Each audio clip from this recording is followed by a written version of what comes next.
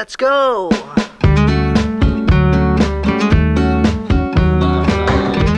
days in New York City, 4 days in North Carolina, 6 days in Chicago, 3 days in Green Bay, Wisconsin, 4 days in Milwaukee, Wisconsin, 3 days in Eau Claire, Wisconsin, and then Minnesota for a wedding.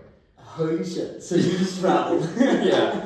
I didn't have any alone time for probably like 2 months, but I straight up just like stayed at people's places, like hung out with like a lot of old friends I haven't seen in a long time. Yeah, I've seen it. So it was like really good to just kind of like see all my friends again and then kind of give them a reason now to visit me and be like, yo dude, I made the fucking trip to see you, like why are you coming? Hey man, fair game. Where do you come from?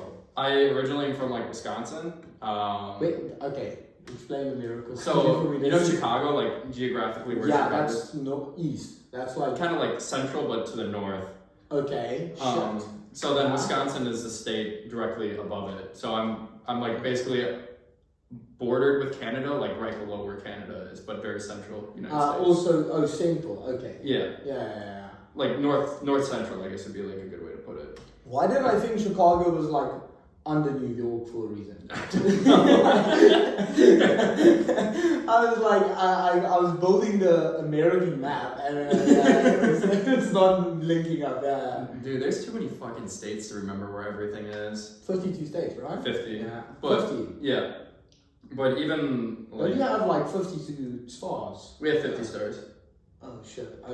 It's like 13 stripes, 50 stars. I should know what everything means on it, but I forgot. I know the 50 stars is the 50 states, but like the stripes themselves mean something. Like red is like the people who died for your country or something like that. White is for something, and then blue is for something else. So I just don't remember what it was for. Yeah, it makes sense. All flags have that though. Yeah, there's like, some symbolic meaning. Like flags and they mean different things. Like yeah.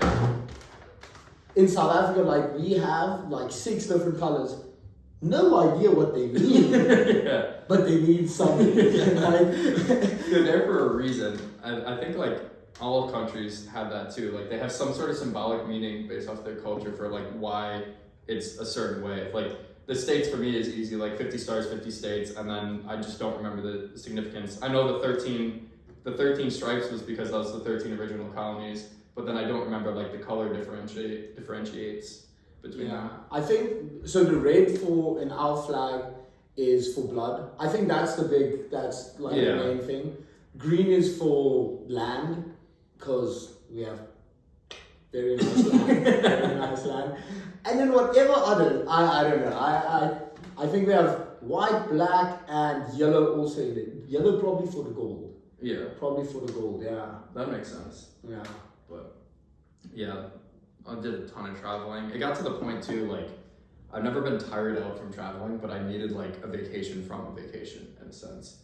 Because the entire time, like, I was surrounded by people and it was a rinse and repeat, more or less, where I would see someone and be like, bro, I haven't seen you in 6 years, like, let's get hammered. And it was like 7 cities in a row of just like immediately going into like heavy drinking. And I'm like, oh God.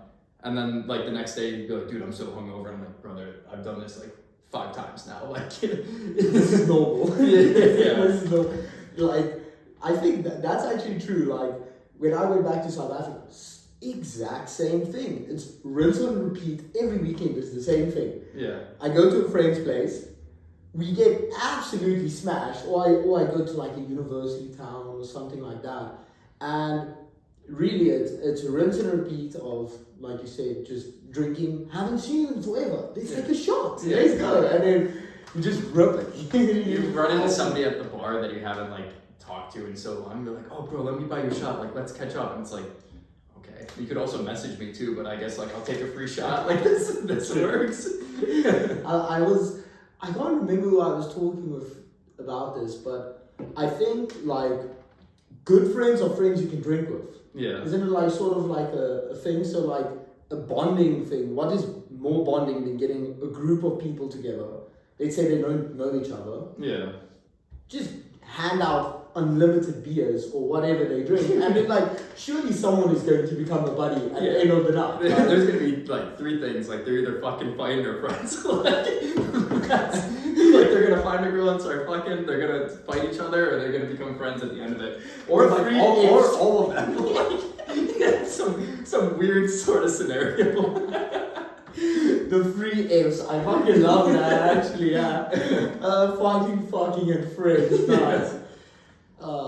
I think it's you get like a stamp if you get all three at the night. And you're like, okay, well done. Maybe put like some bachelor pub crawl or something. Be like, hey, tonight you need to like fuck, you need to fight, and you need to make a new friend. And then just be like, we're gonna stamp you off when you meet this criteria. Yeah, that's like those listings. Have you done a bar walk like that in Budapest? I did one, not in Budapest, but I did it in Germany. It was called a Tanzt. They basically, in this small town, they closed like all of the restaurants and turned them into like a nightclub or like a bar for one night. So they weren't serving food, but every single restaurant that you went to had like a certain shot that you would have, or like a certain specialty drink, and then they would like stamp it off, and you try and make it to like. So is it like how many buildings would you say like? I think it was 10 different like restaurants that turned into bars or nightclubs, and then already like. And they're like next to each other and everything like that. They were all walking distance. I think the farthest distance you would have to walk is like 7 minutes. Oh, that's prime. That's literally like when I was in France, there was also I think the whole of Europe just has drinking culture. It's just part of it, but they would like shut down the street and make like a sort of carnival out of it, and everyone would just get there and just get hammered. It's just like a group of people. One or other random DJ sets it up, and there you go. Yeah. The pop-up parties here compared to the States are kind of crazy. Like certain areas in the States have really good pop-up parties, but here we'll just like stumble across something in the middle of the street that's like randomly shut down. Like we went and saw some opera almost. We were just walking, got ice cream, and then we heard like live music. So we went over there and there was like a little opera playing outside. It was like, what? It was on Saturday or Sunday this weekend. So we were just like, what the fuck is happening? And we sat there eating our ice cream while some like homeless man is like digging through the trash. We're like, alright, the full Budapest experience. Like literally music playing. The music isn't really a thing, but the guy that is homeless digging, it's a thing. It's like classical music playing, and then you're like this is really nice. Like this is such a nice place. And then you look around and some dude's like huddled over a trash can. Probably like super drunk. Yeah. That is a full Budapest experience. But like the pop-up stuff is actually quite cool. Like I haven't personally seen too much, but I know like I have friends that are big into the techno scene here in Budapest. Yeah. And they send the link on like the Instagram, or they just send the location. Yeah. Then it's like in the butt-fuck middle of nowhere, somewhere in the Buddha Hills. Yeah. And it's literally just the forest rave. And you're just like all these fucking ravers just head out there. Dude, I've been trying to get to one of those because he messaged me with like the last one. He was like, hey, here's Dominic, He's like, this one then down the river, And he was like, here's the coordinates. I'm like, I don't speak like Hungarian. Like me getting out here is like a feat. And then from there, I have to figure out my way back home. And I know like he's gonna get hammered. Like I know if I lose him, like it's all like every man for himself. Like I'm fighting my own fucking way home. You can't even ask directions there. It's just like, I feel like they're just like point. Like Budapest is that way. Like thanks. This is my address. No, he just doesn't care. Yeah, that's true. Now, I think it must be cool though. Like those, I've never been also, but I've seen like ones in like what do you call it? A storm hall, where like if it storms, all the water comes out there. Yeah. And they literally just go all the way there. Yeah. Like I think it will actually like crazy atmosphere, a bit druggy. I think it will be definitely like fucking. Yeah. You'll meet some interesting people. I think I would have to pregame like pretty hard for that one, for sure. Because like, I mean, on top of it being like a foreign language, everyone around there's probably not anyone that is like a native English speaker there, more or less. Definitely not. Definitely. I can't imagine that. Yeah. So then if I'm there, they're not gonna have a bar or anything that I could like get drinks. So I'm gonna have to like either bring a backpack and like send it. And even then, everyone's usually like dancing their little minds out. So I'm just gonna be like sober, more or less like not on drugs, drinking like okay. Yeah. Actually, like interesting thing, the Americans, you don't have the same dancing culture as the Europeans. Like you compare an American club to, let's say, Budapest club, even like Otkert Instant, whatever you want to call it. Like, how is the difference? So I think the biggest thing is like the pre-games for sure, because when I was first in Europe when I was 18, I wasn't legal to drink in the States. And then when I went back to the States, the city that I grew up in was like only 1,000 people. It was like more or less a town. It was a farming village. And then the nearest town would be Milwaukee. But where I was getting at is like, we would pregame at like 8 or 9 like p.m. and then we would go out at 10 or 11 and then they close at 3. So then the clubs, like every single time I went out, the music sucked, to be honest. Like I'm very into I'm into everything, but it has to be more or less one style. Like if you're listening to EDM and they start throwing like Tupac in there. Imagine a Tupac and me, no way. So they'll be playing like some like more or less like an EDM banger, and then all of a sudden they'll be playing like some rap song like after it, like mix it into it, and you're just like, what the fuck? And then they're just like, yeah, put your hands up, put your fucking hands, and you're like, dude, shut the fuck up, bro. Like I don't want to hear you, and I don't want to hear this. Like I went out in Charlotte a lot, like Raleigh a lot, and every single time I went to like a club, it was more or less like that. So that sounds wild. Yeah, that does not sound ideal. And then it closes like when you start getting older too. Like clubs closing at 6 is not as appealing as it was when I was like 20, like 22. Yeah. So the club's closing at 3. It's like, oh, this is a good excuse for me to go home. And then in like certain areas, they'll usually have like an after party that's posties or something. Yeah. Like that, yeah. But when I would go out like in the States, it was always like 3 a.m. Like we're either heavily blacked out drunk, or like you are just like, all right, I'm ready to fucking go to bed. Like it's been a night. Yeah. And the dancing is just like, how the fuck are you gonna dance with like some EDM shit where you're like shuffling, and then all of a sudden like Tupac or like Juice WRLD's like screaming in your soul. You're just like, it can't work. Like, how do you? What DJ is that? Like, realistically, it's just like, since the States is so big, like we have a lot of the big EDM, because that's the scene that I've always been around, was EDM. Yeah, we went. What was it? What was EDM concert did we go to? Like what a. Oh, we went to the Jay Hardway. Yeah, Jay Hardway. Jay Hardway. Yeah, something like that. That was good. That reminded me of like the golden age of like EDM when I was good. first started raving. But yeah, like Las Vegas is a cool thing too. But at the same time, it was $50 for a Red Bull vodka, and it was like that big. Yeah. So $50. $50, bro. Like no. Yeah. So Jeez. yeah, I don't know. Like if you want to go to cool places that are like fun party wise, they're ridiculously expensive. If you go like in a place that's not as big, Chicago for example is fucking cool. I enjoyed Chicago a lot. Okay. But like New York City going out, crazy expensive. Las Vegas going out, like dumb expensive. Like if you're a female, you're fine. If you're a guy, Miami probably also very expensive. Yeah. And the thing is that like the US has become so caught up kind of on like what your status is, more or less. Like how many Instagram followers you have, like, and every time like you go to a club, you just see people like recording themselves, like somebody recording them, like, and it always takes away from like what is happening around them. Is that really? Yeah. It's like scary as out of the norm. Yeah. For them it's probably normal, but I mean, this is just a more or less like a generalization, but like from what I've experienced personally, every time I would go out to a club, like I would see some Instagram influencer like taking a video and, you know, doing like the poses and shit, and I'm like, oh my god, like definitely. I can so imagine that. That's the thing, I can imagine that. Yeah. Jeez. No, but America also got very expensive. Yeah. Also got I had a friend, she's originally from Oregon. Mm-hmm. She did like a road trip down through Vegas, and she and the sister was like, we having like a full out hangover, let's have a Vegas night. Yeah. And then 2 vodka sodas deep, $100 is just out. And they were like, this is not happening. And it's, how can you have that if it's so damn expensive? So Vegas, there's like a technique if you're not trying to spend a lot. I haven't experienced Vegas to the extent of like balling the fuck out, which I think the next time I go to Vegas, like I have a friend that is like a bouncer at a big club there. So I think when I go there, I'm gonna hit it up with him, because if they know you, like you're gonna get a table, and then table is always associated with bottle service, so then you're gonna get a bottle, and then from there, then you're like, okay, we're good. But if you go there, like Vegas on a budget is an interesting time.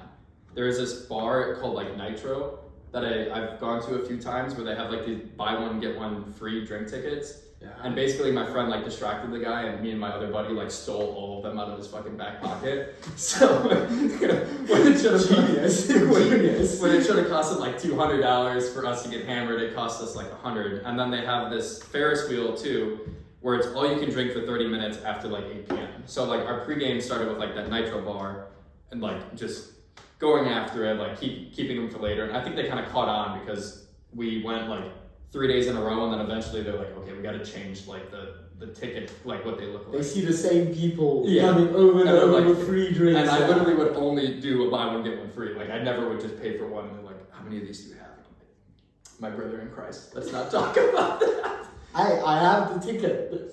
Yeah. Serve me. And then after like we go from there, then we'd usually go on this Ferris wheel. It's like a smaller version of the Eye of London.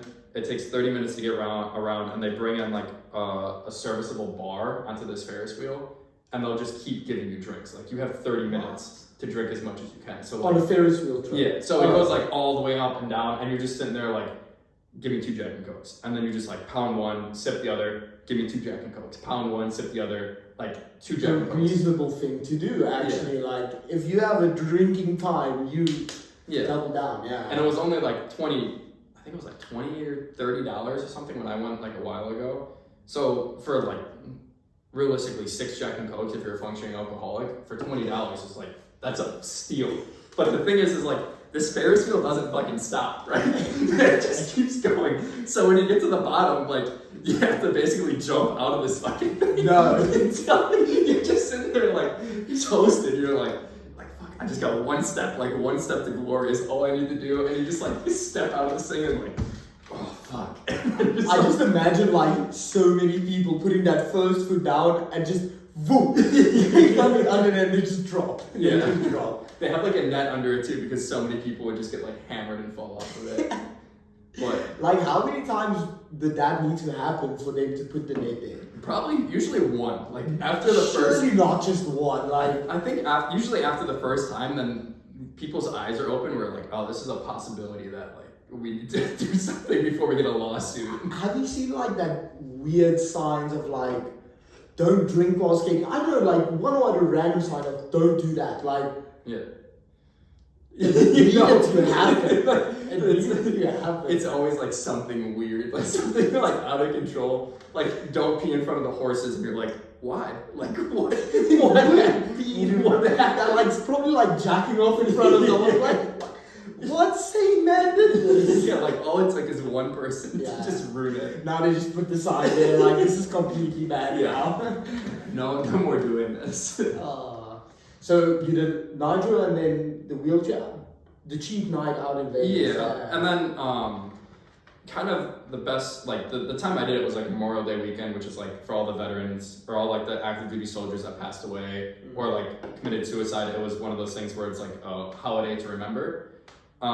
So we were there on Memorial Day weekend. My friend was like a Marine Scout sniper, and then I was an Army sniper. So we kind of got into places for free based off of like us talking about That it. makes sense, yeah. So we talked to this bouncer for a while, and we're like, hey, yeah, we're here. And he's like, why are you guys here? Like, you both had military haircuts. And then he was like, yeah, I'm a Marine at Camp, like, no, it wasn't Camp Pendleton, wherever he was.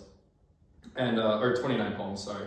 He's like, yeah, I'm a Marine at 29 Palms. I was like, yeah, I'm in the Army also. He's like, dude, like, come in here for free. We went to see Calvin Harris for free. So we went into like a Calvin Harris show, but I have to explain the club situation after this. And then the next day he was like, hey, do you guys want like pool party tickets to Steve Aoki? Like they're normally $150. We're giving to you for like $20 each. We're like, yeah, like sign us up. And then he just like text you and you're like, hey, here's the tickets. You go like online. It seems a little sketchy, but like once we got in for free at the first place, we're like, yeah, this is fine. Yeah. So then we put like a burner card basically in there, like pay for this ticket. And then the next day we were supposed to go to another DJ later at night. But we, when you went into this dance floor, it was called Omnia. How it was set up is like Calvin Harris was here, the dance floor was here, VIP was like around the dance floor, like bar was here, and then this is like a little walking area. Okay. So like a semicircle of like different. Yeah. So Yeah. the thing that was like sucked is there's only 2 entry points into the dance floor, and they were guarded by security because the security was making sure that the dance floor didn't get too big. Okay. So the VIP on the outside had security also, but they were able to see things. So when you're walking, because the walkway basically turned into people standing there wanting to see Calvin Harris because he was performing. Yeah. So the walkway turned into people standing that you can't get through. So you can't go onto the dance floor. Like because the VIP is in front of them, yeah. Correct, and then the security wasn't letting anyone in because you had to bring either had to bring girls or something. And my buddy and I were just he was married and he was like, I don't know how to get on there. I'm like, brother, we'll figure this out. So I went to a group of 5 females more or less and was like, hey, we're just trying to go to the dance floor. Can you take us in there? And he's like, and they're like, yeah, whatever. So we follow him. The bouncer's like, oh, 5 females, always trying to keep the percentages down. Yeah. And the 5 females, 2 guys, sneak in with them, whatever. Great ratio. Great. Yeah. So then we snuck in with them, and then they're like, oh, you guys want to dance? We're like, absolutely not. That's the most baller move I've ever heard. They're like, yeah, hit him with a thanks. See you later. Cheers, girls. And we're just we came here for Calvin Harris. We're not really interested in that. So I've gone to that club a few times. I got into a fight there one night too, but every single time it's just the drinks were $50, as I said, with the vodka Red Bull. So you have to pregame really hard, and then by the time somebody is on, you can't get onto the dance floor anymore because you're controlling it. So you either spend a shit ton of money at this club to get onto the dance floor, or you pregame really hard, and it's more or less a 70-30 that you're gonna get on. 30% you're not. Yeah. Or 30% you will, 70% you're not. Yeah, that's also not good odds. Yeah, actually not. You said you did service. How many years did you actually? So I did in the military for? I did 6.5 years active duty Army. Yeah, that's crazy. Yeah. Yeah, so from 18 to 24 I was serving. I did. So did you immediately start enrolling as soon as you got out of high school? Yeah, of high school, yeah. So I did my enlistment before I graduated. I already enlisted in the Army, but I put my my date to ship out for basic training. We graduated in June, and I put my ship out date January. Because my grandparents and my family was very apprehensive about me joining the Army. Because they wanted to make a life for me, and they thought that, they knew that I could do something outside of that to be successful. So my grandpa was like, hey, work at this company for me, and tried to convince me to get out of it, but the work was miserable. So I worked there for 2 months. Basically what I was doing was picking up 50 pounds of different ingredients to make cookies and stacking them on pallets. But each of these pallets, there was big bags of flour that were 22 kilos, and there was 13 of them on these pallets, and I was just constantly deadlifting it and setting it on, and I calculated it. I was doing 7 pallets a day. So I don't know, I can't do math right now. Probably 80 fucking floors. How much was on a... It was 22 kilos per bag, 13 bags per 7, pallet. 20, 81. Yeah, fuck, I can also not do math. I think it was 91. Yeah, that's a shit ton. That's good rapes. That's good rapes. So I was doing that all day, and the only good part about my day was driving a forklift. So I got forklift certified, which is dope. But the deadlifting part, no. Yeah, but after a month or 2, I was just kind of this work isn't for me. And then I went back to where my family was, because my grandparents lived 3 hours away. And then I worked at the same job I had in high school, working at a restaurant and then also doing landscaping, basically until I left for the Army. So I went in when I was 18, or I enlisted when I was 17, went in right away when I was 18, but I had probably 9 months of work experience before I joined the Army, when I was not in high school, prior to where somebody would leave for college. Okay. Yeah, because most people either you don't have an option to join the Army or you don't join up. I don't know, is it the voluntary joining for the Army, I find so interesting, because in most countries, okay, so in South Africa, our Army is atrocious, so no one joins that. But if you look at Europe, Israel, immediately if you finish high school, you do 2 years of service. Norway, I think, is also like that. A bunch of these countries are like that. But it was an active decision of let's go into the... Yeah, so What my plan was out of high school was to follow in my father's footsteps, which I think most people think of that also, if they have like a very healthy relationship with their father, be like, I want to do what he's doing and make him proud. And then my father is like a civil engineer, like very math heavy, and I was like looking into it, I'm like, I got denied from like a bunch of colleges that I was wanting to go into because I was like a 2.2 like GPA student. I was not going to get accepted into like state universities. Yeah. So I knew I enjoyed working out. I knew I enjoyed shooting guns, and I was like, okay, I want to have a purpose in my life. What teenage boy does not love working out and shooting guns? Yeah. So then like the immediate path for me was like, okay, military. And then the 4 branches, like, I'm going to leave out the Coast Guard, like Air Force, Navy, Marines, Army. And you're just like... Baywatch. Yeah. The little puddle jumpers, the puddle hoppers. So I went into like Army immediately because my friends already went to basic training, and I was like, hey, what can you give me? And then they gave the options for me after I took like the standardized test. I went into the Marines, and they're like, we can't give you a job that you want. You have to go, and then once you finish all the testing, we're gonna assign the position for you. And I was like, that's out. And then Navy, I was like, okay, well maybe Navy SEAL would be sick, right? Yeah. And they're like, if you fail BUDS, like they're gonna assign you any position that they see fit that the Navy needs. I'm like, fuck that. And a bunch of people fail BUDS. Yeah. Not any guy just passes BUDS. Yeah. So like, I sold myself short a lot in my career. I should have pushed myself harder, but I think that decision to join the Army was a good one because I think if I went into the Navy and I didn't pass the operator selection, then I would have been miserable. Where in the Army, I went in as airborne infantry. I had a like really good, successful career, and I was happy with everything that I learned and gained from it. So okay, yeah. And like, so you went into airborne. What do you do? Like, do you get dispatched to like different parts of the globe, and then you work there, and then you come back home? Sort of, yeah. So I don't really know the Army situation. That's the thing. I have no idea about it. Yeah. There's a lot of people that don't, because there's different units have different mission sets. My first duty station was in Germany. I was in the 2nd Cavalry Regiment. That's why I was in Germany for 3 years at 18. And our mission set was basically to combat aggressions against Russia. So we weren't in an airborne unit during that point. It was called a mechanized unit, where we had these large up-armored like fighting striker vehicles. Okay. And our whole job was basically like tour like Balkan states, like we actually did a sea crossing into Georgia. It's like, you can look it up online. Yeah, they're like in Turkey or something, like it's Turkish to the right of Turkey. I semi idea what you're talking about, yeah. And then we did, my first deployment was outside of the Gaza Strip in Egypt. We were part of like this organization called like the Multinational Force of Observers, where I think the best way to put it was like a peacekeeping mission, where we had observed the conflict between Egypt and Israel during the 7-day, like from the 7-day treaty, to make sure they didn't break it.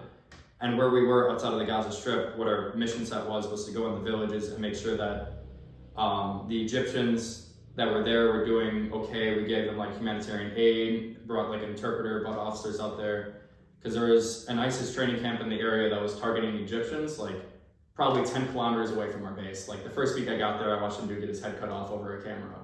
Like this dude got his head chopped off with a machete.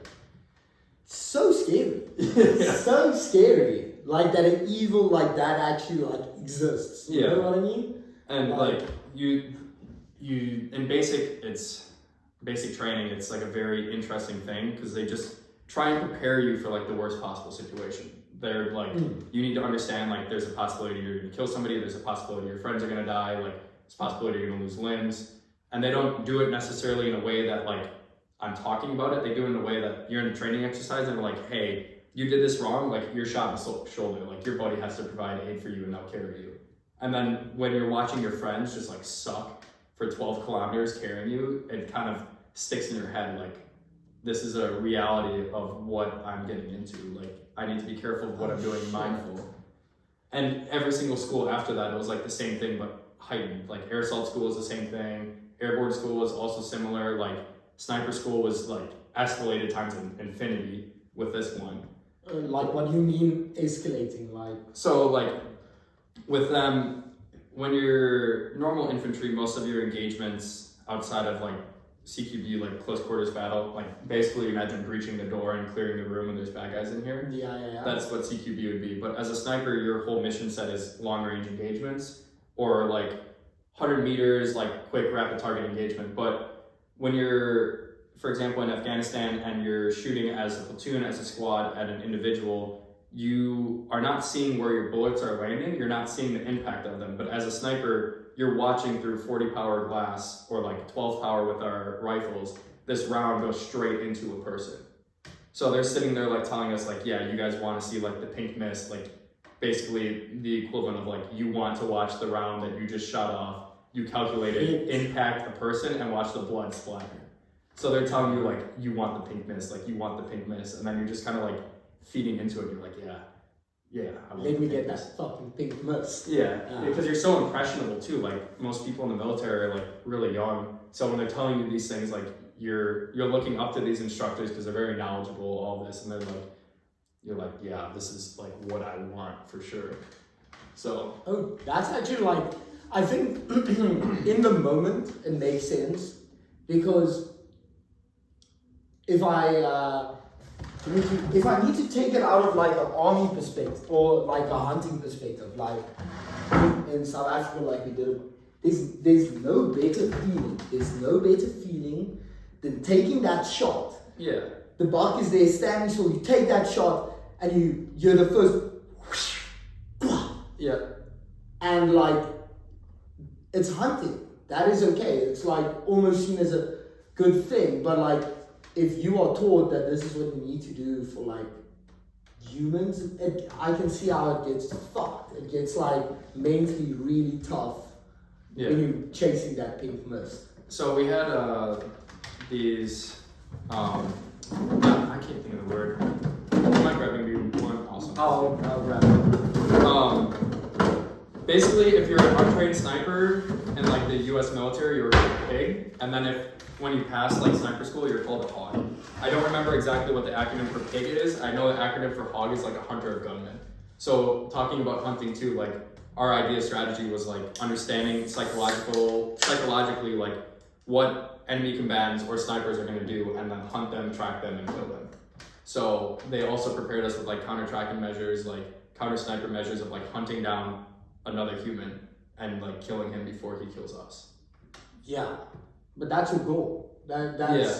Your goal is not to get killed. Yeah. But like, okay, so as a sniper, do you, especially for like long ranges, do you make sure that the group that is like currently doing the CQBs, like that they are safe, or like what is your role?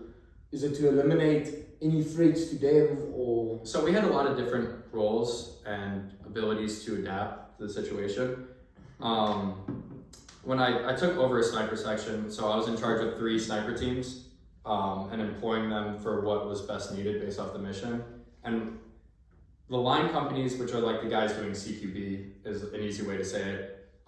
They didn't really know how to employ snipers or how to use them. So then I was the one dictating like, this is going to make sense based off the operation to use them for. But to answer your question kind of shortly, yes, we do things like that, where we have a 5-degree field of view. So based off of the lead man, if you put your fingers out like this, that is how far we can shoot from them.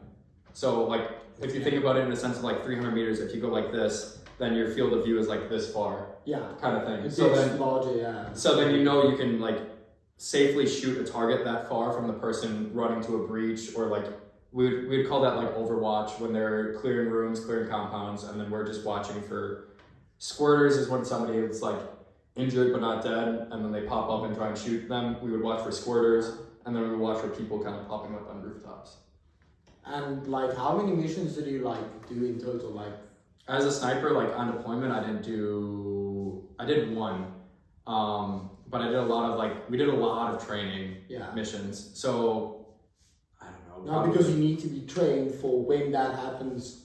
On the field, So I think a lot of like the live fires, I've probably done like 20 to 30 like iterations of like a sniper live fire providing Overwatch.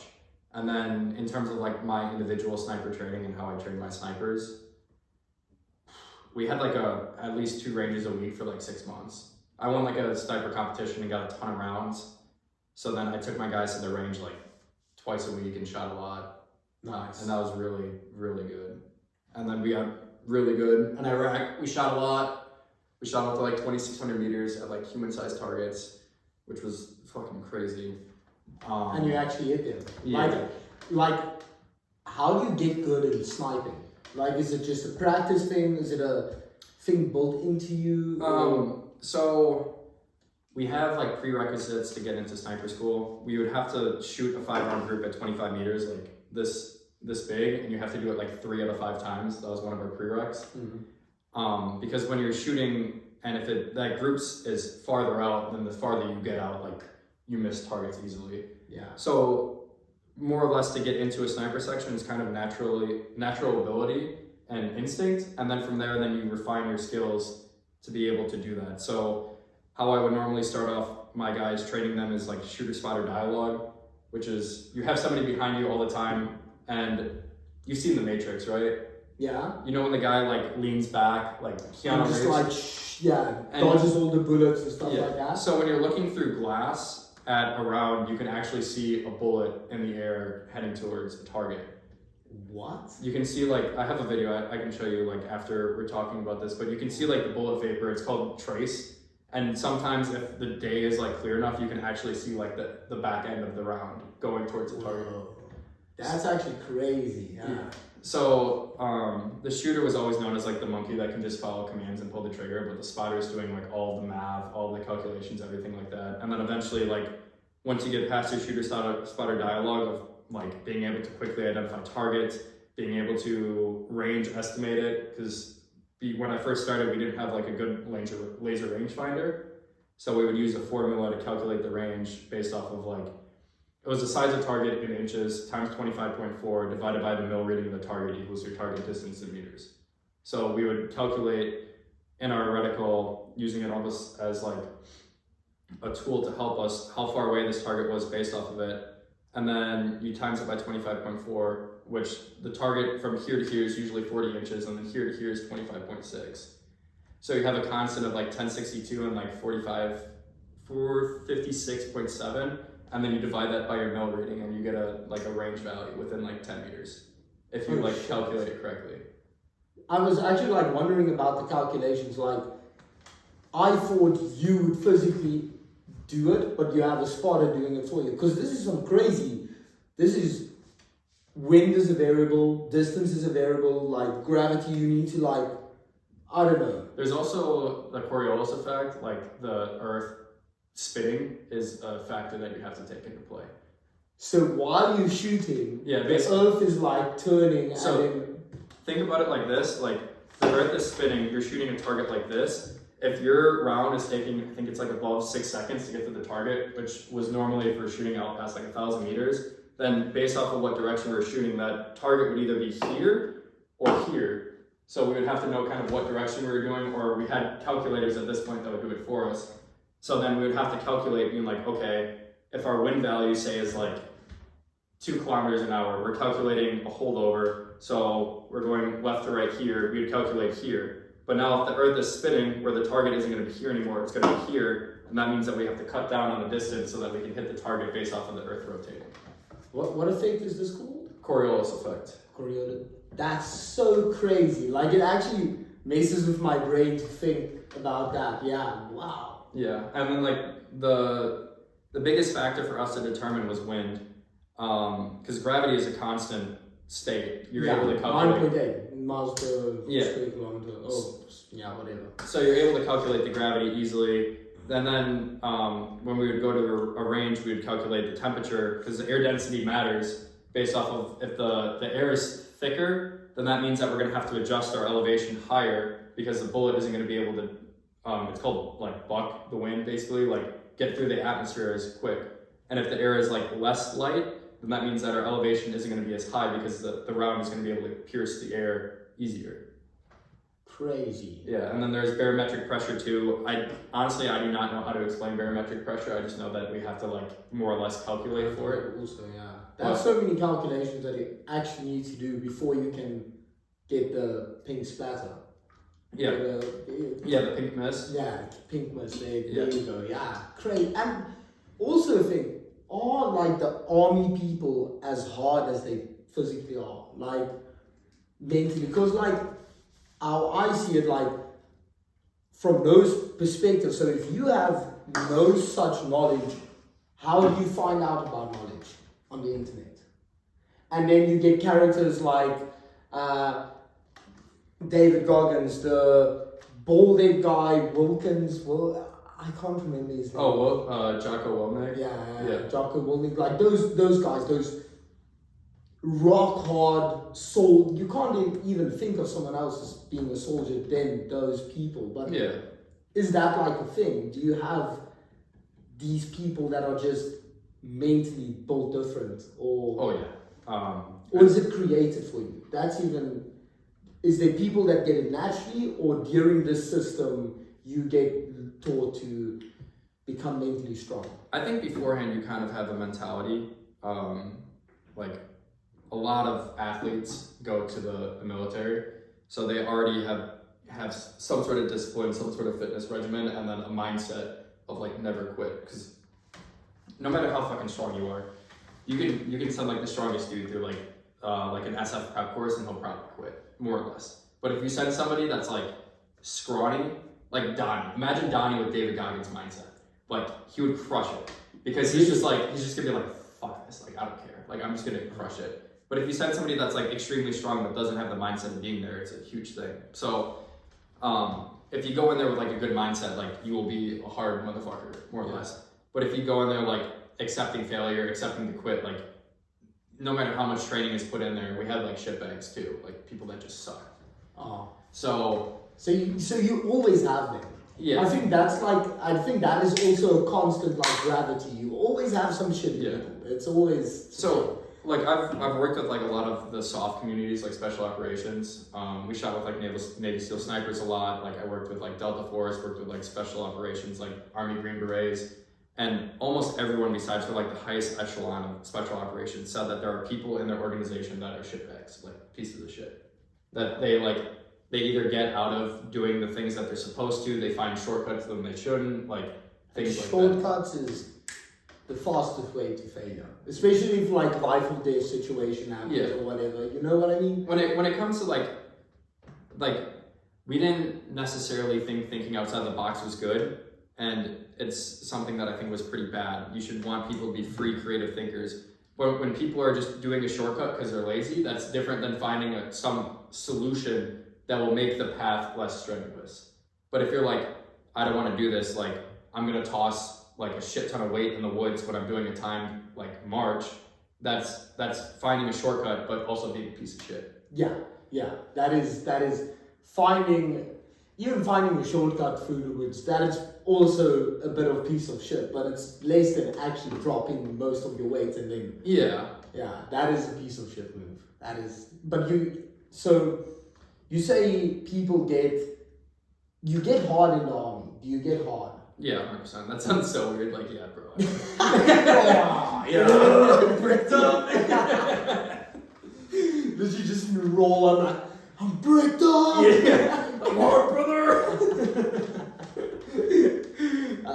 Meant in a better way. Yeah. I know what you're saying. Yeah. I mean, you put some shy person in a situation like basic training where like your drill sergeant is like this close to you, fucking screaming in your face. You're either gonna cry about it or you're just gonna like accept it and understand that this is the reality of your situation. Yeah. And then the more you're exposed to it, the less it really affects you. Because I've gotten some ass chewings before and I'm just like, that sucked. Like really? I did not have a great time with that. Well, why did you get ass chewing? I had one in Iraq because he's ass chewing. No homo. Yeah. I never even thought about it in the homo sense. I just knew it from like the slang. These guys came onto base and like their pass wasn't valid, and like the base that we had in Iraq was more or less non-existent. And I went to the gate to like confirm who they were, and I was like, your guys' like pass is expired. Like I need you to call your superiors to let you onto base. And they just fucking like, do you know who the fuck I am? Like who the fuck are you? Like I'm gonna find out your name. I'm like, cool, like I need this pass. And they just like basically ripped into me for like 20 minutes, like violently, aggressively, and I was just like, okay, cool. And I'm like, I'm gonna go back to my truck and I'm gonna make a phone call to like your command to see if you like are, because they didn't have IDs, they didn't have vehicle passes or anything. And then somebody came out of the vehicle that like I personally knew, and I was like, hey, what's up? I think his name was like Dave or something. And he's like, hey Ryan, like, can you let me in? And I was like, man, like, please stop by tomorrow morning. Like, I was in the right, but I still got an asteroid for it, you know? Yeah. And I was like, stop by in the morning. Like, they created an international incident with like the Kurdish soldiers that we were working with because they were very rude and disrespectful to them also. And then I was like, go to like the next gate and all of this. And then they went to the next gate and like, instead of the Hungarians, because we worked with Hungarians, opening the gate, they opened it themselves. And I was just like, the people that we worked with in this moment, like, they were like top tier, like very high level, like SOCOM guys. So like we could get fired easily, more or less. And it was like, do I want to continue my time in country or do I want to like do what is right? And then when I saw that I knew him, I was like, okay, whatever. And then I had to go and explain to them that these guys were just assholes. And I called like their chain of command, and he's like, yeah, we're firing him. Like, he ended up getting fired for being a dick to like me, the Kurdish and the Hungarians, because he just like fucking chewed me out, like, let me in, you know who the fuck I am, you see me all the time. And I'm like, I've never talked to you in my life. But that was probably the last memorable ass chewing that I've had in a while. Yeah, like on that story, like as a man, as me personally, I do really bad with authority. Like I have, if someone has or at least if someone I don't know and they think they have a superiority above me, I don't do well with that. Yeah. I don't do very well with that. I fuck you, go away. Yeah. I don't really care. But I think in the army, where there's superiority runs it. It's like a hierarchy. Like you have all the soldiers at the bottom, they have commanders. Yeah. These commanders, it's like a pyramid and it just builds up and up and up and up. Like, I can totally see how I would, like you said, an ass chewing. Somehow it would definitely happen. Somewhere within, if I ever did service, I never would, but theoretically. You learn quickly to keep your mouth shut in situations, like especially if I fucked up, which you fuck up all the time. Like, there'll be something minuscule, stupid, like you show up 5 minutes late and you're like somebody's screaming at you and you're like, you're right, like I should have been 5 minutes late. And no matter what excuse you give, it's not valid. No. You're like, oh yeah, what if we're in Iraq, all this shit, like I'm gonna fucking blow it up and you're 5 minutes late. It's like, whatever, dude. Like you don't have to blow it like that much out of proportion. But you kind of just learn to keep your mouth shut, and there is like a hierarchy with it too. And like everyone, when they come up and talk to you, they have to more or less, if you're a non-commissioned officer, go to a certain position to talk to you. Like your hands are like folded at the small of your back, your feet are like shoulder width apart, and then you stand there and like look straight forward as you talk to like a non-commissioned officer. That's but in senses where you know what you're doing is right and you're still getting your ass chewed out, I think is like the worst. Because in that sense, I was pissed off and I was like, I want to beat the fuck out of this dude. But I'm like, in the back of my mind, I'm like, he'll fucking kill me. Like he's way better trained, and any sort of sense of anything I can do. I have a pistol on my like hip. He's unarmed. Like, what? Like, why would I escalate this when he's not like threatening realistically? That's true. That's actually like good level thinking there. Like that makes sense. So I was like, okay, what is getting yelled at by somebody that's more likely? Like, I think they were intoxicated. I'm like, what is getting yelled at by somebody that's intoxicated because they're irritated going to affect me? Nothing. Like, it sucks. Like, I'll take it on the chin, move on. What if I escalate it? He's drunk. If he overpowers me and gets my pistol, then my life's in danger. The Kurdish that are there to support us because they know that we're the people that are in charge of them, what if they fucking smoke these Americans at the gate? So then you kind of have to think about it in a sense, like, in that specific instance, like, if I escalate, what's gonna happen? If I de-escalate, that's the best case scenario. Like, he's not acting violent, he's not doing anything, there's no reason to detain him. But if he's acting violent in this moment, like reaching for a gate, doing all this shit, like reaching for a pistol, like trying to like ram the gate, then in that moment, then escalation is needed. But in this moment, he was just like irritated, like kept touching the gate, like open this, and the Kurdish were like pushing him away. and he wasn't escalating further than that. So at that moment, I was like, okay, situation is more or less contained, take it on the chin. And then when you're in like not a deployment setting and people are screaming at you, you're just kind of like, honestly, I just black out. I get screamed at, like, Roger, Roger, Roger, Roger, and then like, get the fuck out of my face, you're like, Roger, and then you just fucking, it sounds like a little fucking... It's like desensitized, you just get desensitized out of it because it happens so often that it's just, Yeah, especially like, our new privates coming in, we would fuck with them all the time. Fuck with them is kind of a harsh way of putting it, but like, they come there expecting like, they know the world and they know nothing. And then some of them would come in with like, oh, my drill sergeant's not here, like I can get away with it. It's like, no, there's a hierarchy, like shut the fuck up and like learn. And the privates that were really good were the ones that were quiet, did what they were told, took notes, like absorbed everything like a sponge. And then you had the ones that like, since you live, like imagine your apartment complex, like all of the people that you work with are in rooms next to you. Yeah.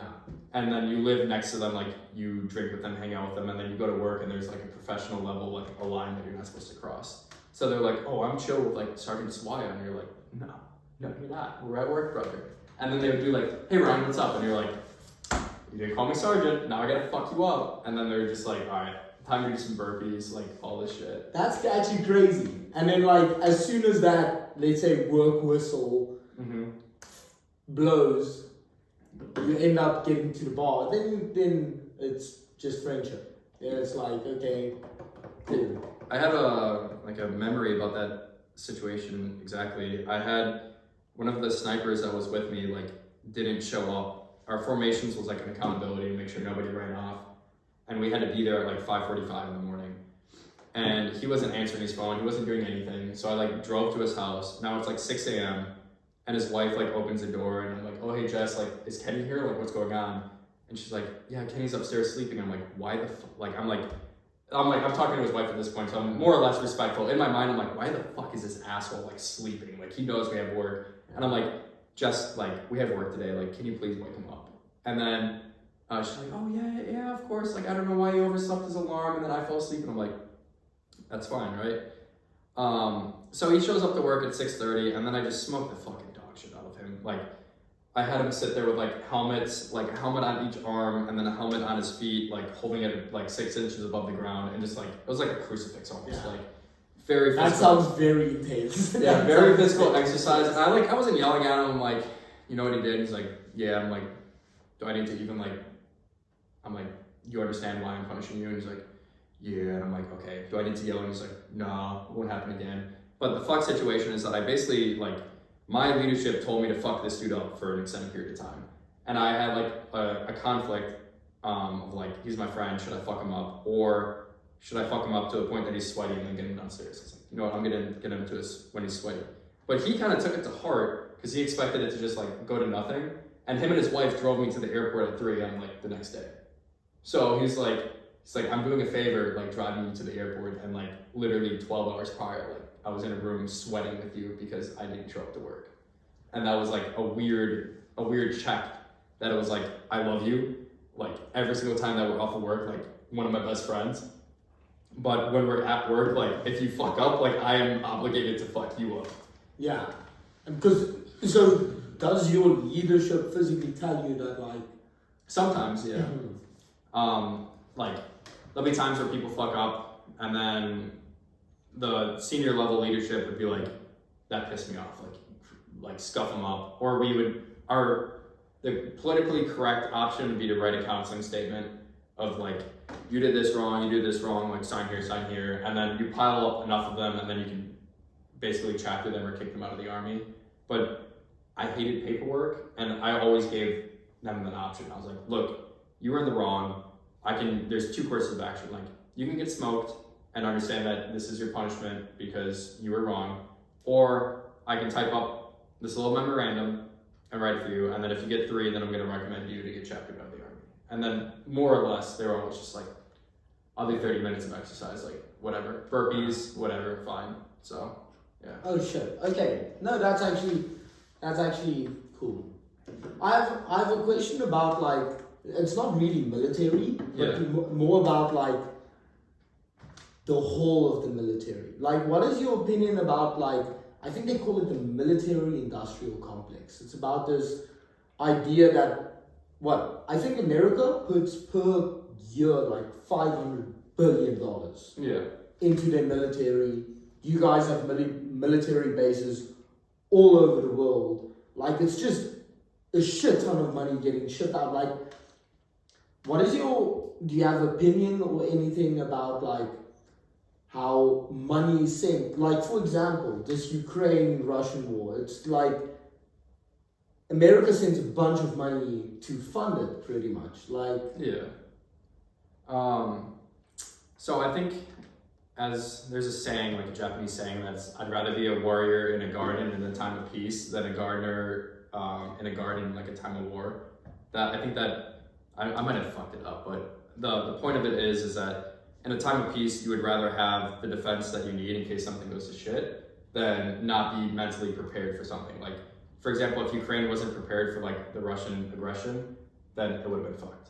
So I think, I think countries should be able to support themselves to a sense that they're not, their defense is good. And the United States, unfortunately, has their hand in so many different areas. And I think they're the main backing power of NATO, where a lot of other countries are not putting in the amount of money and effort that the United States is, that they're overstepping more or less what they should be doing. Like, I don't think we should have bases in like a lot of different countries in Europe. I don't think we should be doing all of this, but that's bigger picture than anything I was ever exposed to. But yet again, who's having military bases in Europe if, for example, Germany, who's seen as like the main economic drive force of Europe, has like not really the craziest army. Like, their army is not something special.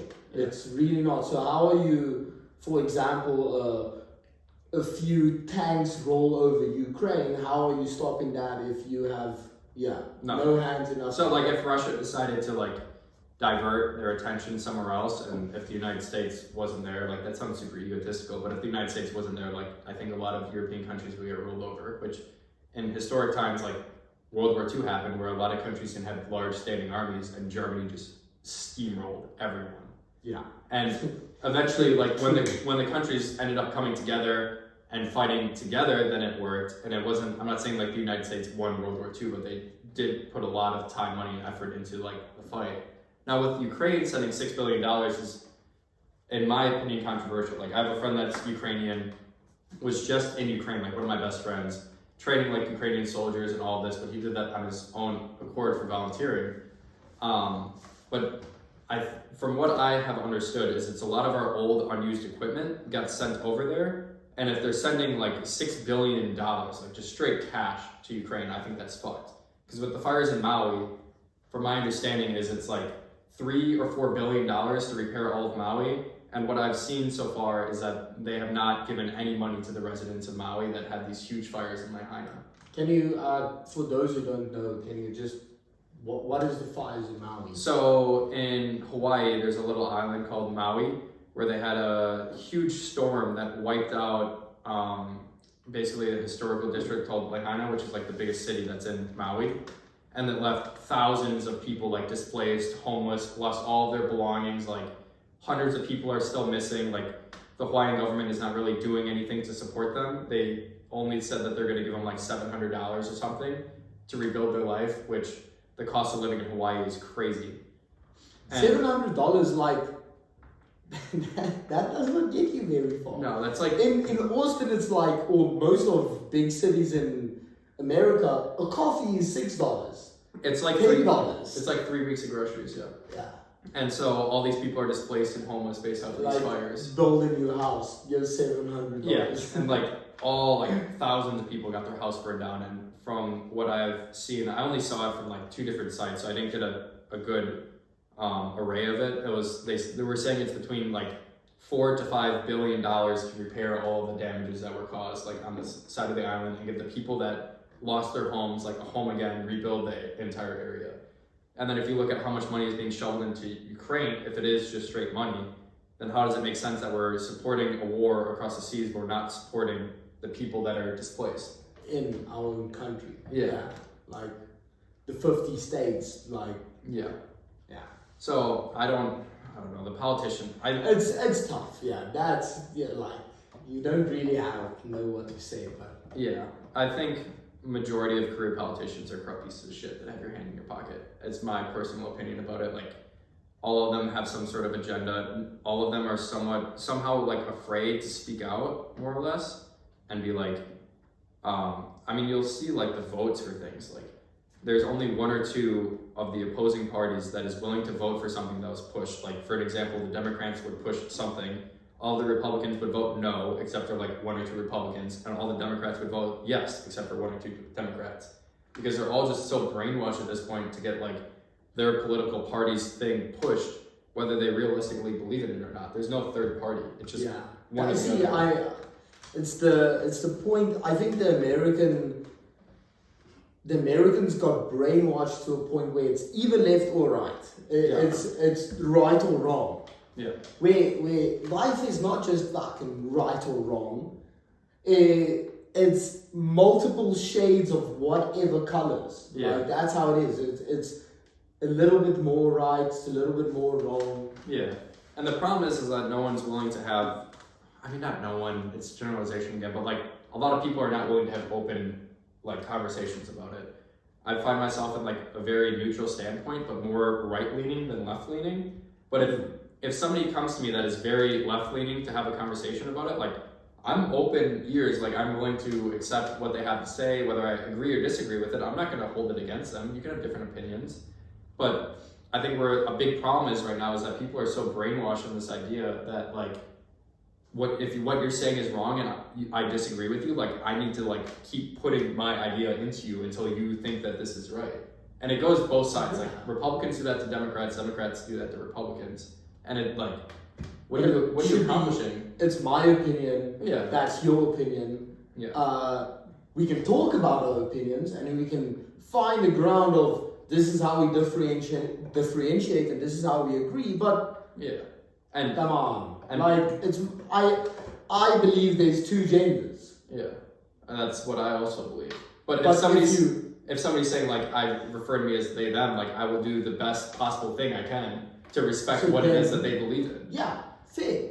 It's like religion also. Like, yeah, Muslims have their religion, Christians have, it's all that. Like, that does not mean I need to convert into your religion. This is very touchy subject. It's very touchy, but I think people with their own opinions got to a point where they realized this is my opinion. Yeah. They're like, you don't form an opinion just because it's you have reasons to back it up, and then if you back it up, sure. Yeah, if you, like, I've always said that too, like, if you can justify your actions, like, good on you, like, 100% I agree with that, like, and if somebody was like, oh, refer to me as they, them, then, like, I will do the best to accommodate somebody that wants to be referred to as they, them.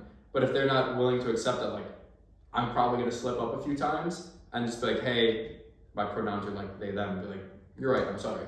And that's, like, that is really all that's needed. I'm not doing it out of, like, pure disrespect, but if I haven't had an experience like this yet, I'm kind of waiting for it to happen. Like, you misgender somebody and they're like, fuck, piece of shit, fuck you. And you're like, all right, whatever. Like, you're not a person I want to interact with either. Like, yeah, I that actually once happened to me in a club. Really? Yeah. in Cape Town. In Cape Town, it was, oh fuck. So this is the club's name. I forgot it, but it's like deep techno, whatever. We visit there in Cape Town, Modular is its name.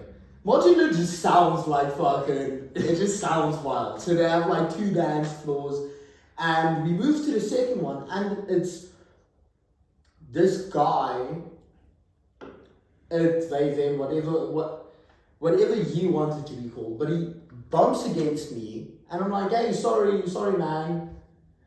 Oh. But no, spiky hair, like, did you just call me a man? And then he went on a whole rant, right? No, yeah. Just, but the thing is, it was weird, it was not, afterwards I was just like, yo, sorry, I really don't want to interact with this. Yeah. This is no fun for me. I don't know if it's fun for you to can chew my ass. No homo. That good old ass. Yeah. Just a little bit of licking. That's actually what. No, but I was like, fuck. It's okay. I don't want to interact with you anymore. Yeah. But then, like, as you see him throughout the rest of the night, it's like this constant. It's gotta be exhausting doing that. I think he gets fun out of it. Really? I think there's something fucked up in his mind, or like maybe from childhood or something. This is all just speculation. But maybe there's like he never had superiority or something to stick up against, and now he has the right to do that. Yeah. And you need to respect him for that. And you better say, I'm so sorry that I did whatever I did. Yeah. And he's just like, yeah. No, exactly. I'm very cool. That's what he did, and exact same of like what you said. No, you don't want to get in that conversation. No. Just a weird thing. Politics wise, like next year is a big year for America. What do you think? If people re-elect Joe Biden, like, I'm not gonna say like I hate them, but he's literally like on his deathbed. Sleepy Joe. Yeah. Sleepy Joe is like, very senile, and he's not.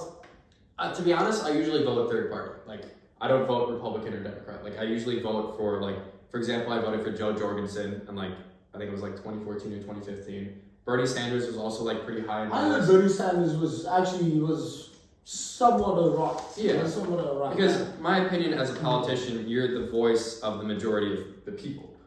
And it seems what I've experienced is that the politicians will say what they think the majority of the people want to hear, but not complete it in their actions. Yeah. So I think a drastic change needs to happen in like the American politics.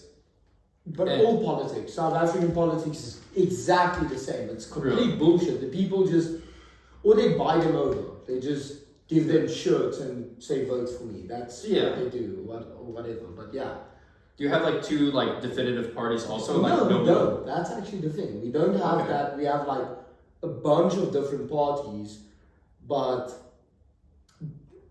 we have three main parties now, but it's I don't know. South African politics is just tough. It's very corrupt. Like most politics, but I think it's a different level of corruption, I would say. Yeah. I would say it's not steal for myself, it's steal for me, my brother, my cousin, my second cousin's wife. Jesus. Oh yeah. Everyone is getting rich if you are in the politics. Yeah. Your whole family is fucking climbing a few classes, but that's just how it is. Yeah.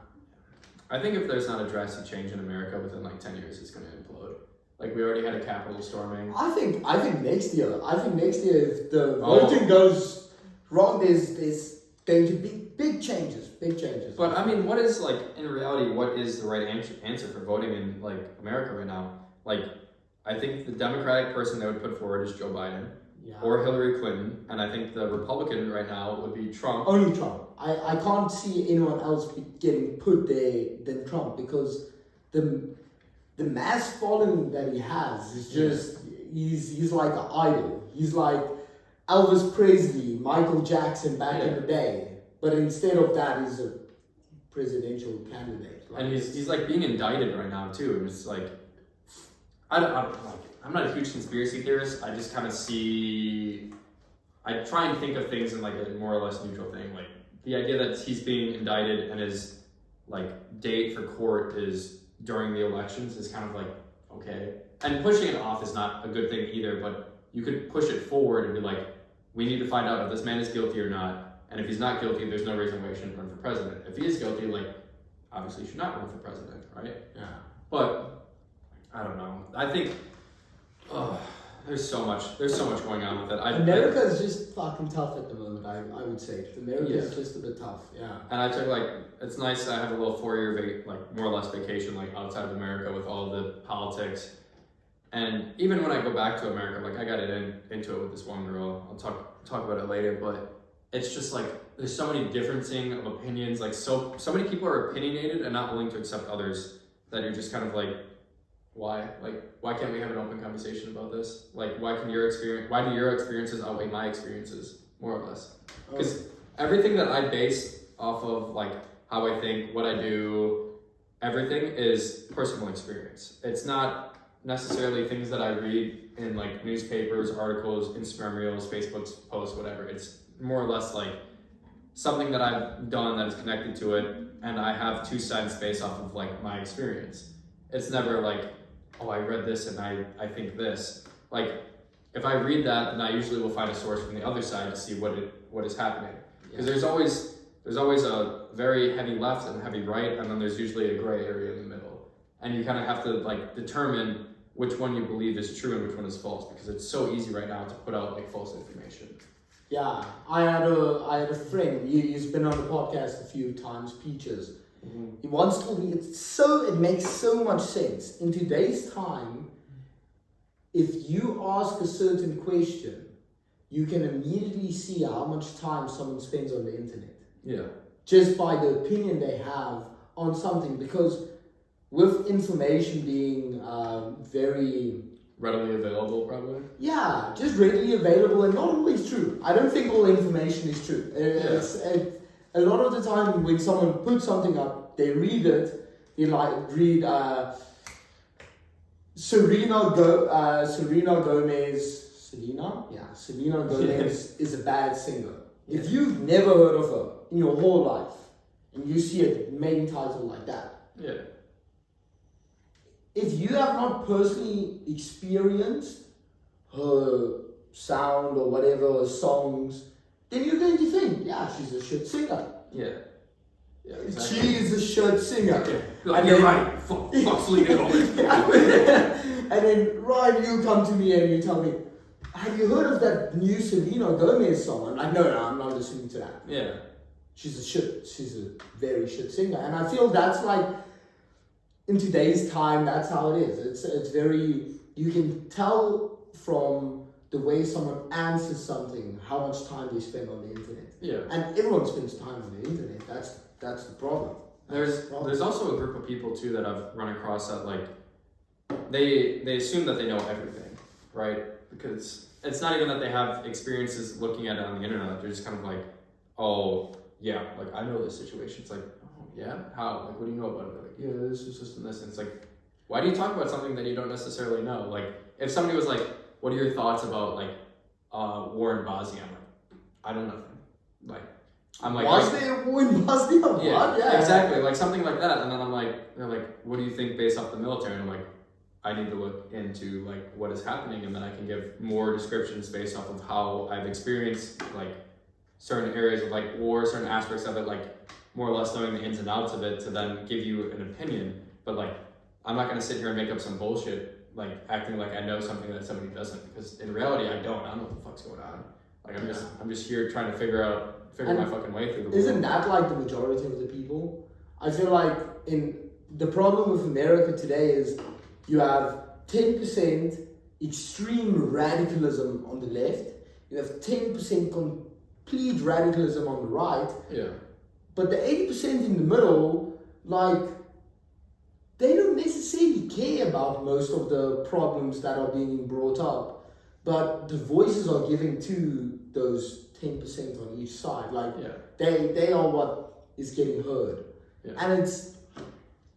Especially from, like, an outsider's viewpoint looking in, it's... Because, I've never been in America. Let me tell you this much. To all the listeners, who the fuck is my opinion? I've not even been to America. I don't know shit. This is just what I think.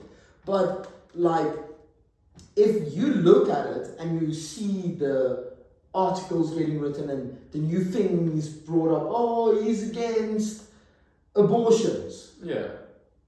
Now, that is something to the left, or I don't know which side it leans more to be against abortion. I think that's more the right. But yeah. I understand what you're saying. You know what I'm not really sure, but yeah. And it's, I don't know, like, there's also this ideology too that if, like, you agree more on what the right's saying, then they instantly clump you into a group of people that are like, rights against abortion, do you not believe in women's rights? And you're like, I think the candidate that will best support my viewpoints is this person. That doesn't mean that I agree with everything that he's saying. Yeah, and you shouldn't. Yeah. How can you? How can you agree to everything the person says? Like, for example, like Trump, when Trump got elected, he was very heavy into like the military. And I didn't even vote for him at this point, but he came up, he gave us a pay raise, like he was very military dependent. Like, you guys are like there for us whenever we need you, like I'm gonna make sure that your life is better. He turned the VA, the Department of Veterans Affairs, when you get out of the military, they're the people that care for you, like they'll do your appointments with you if you reach a certain level of disability. You'll go to like therapists, you'll go to physical therapists, like all this stuff. And he was like, you guys are like waiting too long, there's too much veteran suicide. He revamped the VA, gave the active duty military like a pay bump. So then the military was immediately just like, he cares about the lifestyle that I am living, like he has my vote because he's the one that has my interests best in heart. That makes sense. Yeah. Yeah. But when you say, like I've had experiences too where I'm like, when I was in the military, like, I'm an active duty soldier. And they're like, oh, so you like Trump? And it's like, why would I not like Trump? Like he's providing things for me that are like helping me out right now, giving me more money, providing me with a better future, like the ability to make a family, whatever. Like, why would I not support somebody that has my views in mind? And they're like, he's a racist, bigot piece of shit. And you're like, okay, like, I'm not saying I agree with everything that he's ever said or done, but in this moment, what he's doing right now is providing for me. If the opposing side was like, we're gonna give a huge bump to paying military, we're gonna give you more, like, better equipment, more funding, all this stuff. And in that moment, I'd be like, time to switch sides. Like, and I think that's a good thing when you're open-minded because you can stay more or less in the middle and then shift based off of what best meets your interest. And I think that's how politics in America should be. You should never be straight, more or less. It should be 1% each side. Because you're always going to have radicalists. Yeah. And not like 10% or whatever it is, but it should always be a shifting of like, this person has my interests in mind, my community, my family, my religion, whatever. This is the person I'm going to vote for because it suits my interests, rather than just like, a lot of people I know voted for Biden because they didn't want Trump to win. They didn't even know what Biden was pushing. They didn't know any of the bills that he was willing to do. And some of them were like, oh, we heard student debt forgiveness. Like, that's it. And it's like, what else? Did it happen? Yeah. And Did it happen? Yeah. So it's like, okay, like, I just think people should be well informed. Like, if I'm not well informed because I'm over here, I'm not going to vote. Because, like, I don't know what it is that I'm exactly voting for, so why should I put my ballot in? Like, oh, I like this person more than this? Like, what is this, kindergarten? Like, you a little high school, like, president? Like, oh, vote for me because Pedro, like, picks his nose or some shit. Like, fuck off, dude. Like, literally, who gives a shit? You know what I'm saying? Like, yeah. Like, but I think it's a human thing, though. Like, will humans ever get, like, at a point where they come into agreement? Like, you have an opposing view, I have a view, but they would sort of like never become an agreement. Yeah. It doesn't happen in human nature, but now the problem is you discriminate against someone. You because you said this, I don't want to be a friend with you. Yeah. I don't want to, like, we said way at the start, it's friends, fucking or fighting. Yeah. If you ain't fucking, it's one of the two. It's one of the two. Yeah. Literally. So politics will also always be a problem. It will always be a problem, and it will probably never become a solution, but it's just how it is. Yeah. I've noticed a lot too with friendships breaking. There's more or less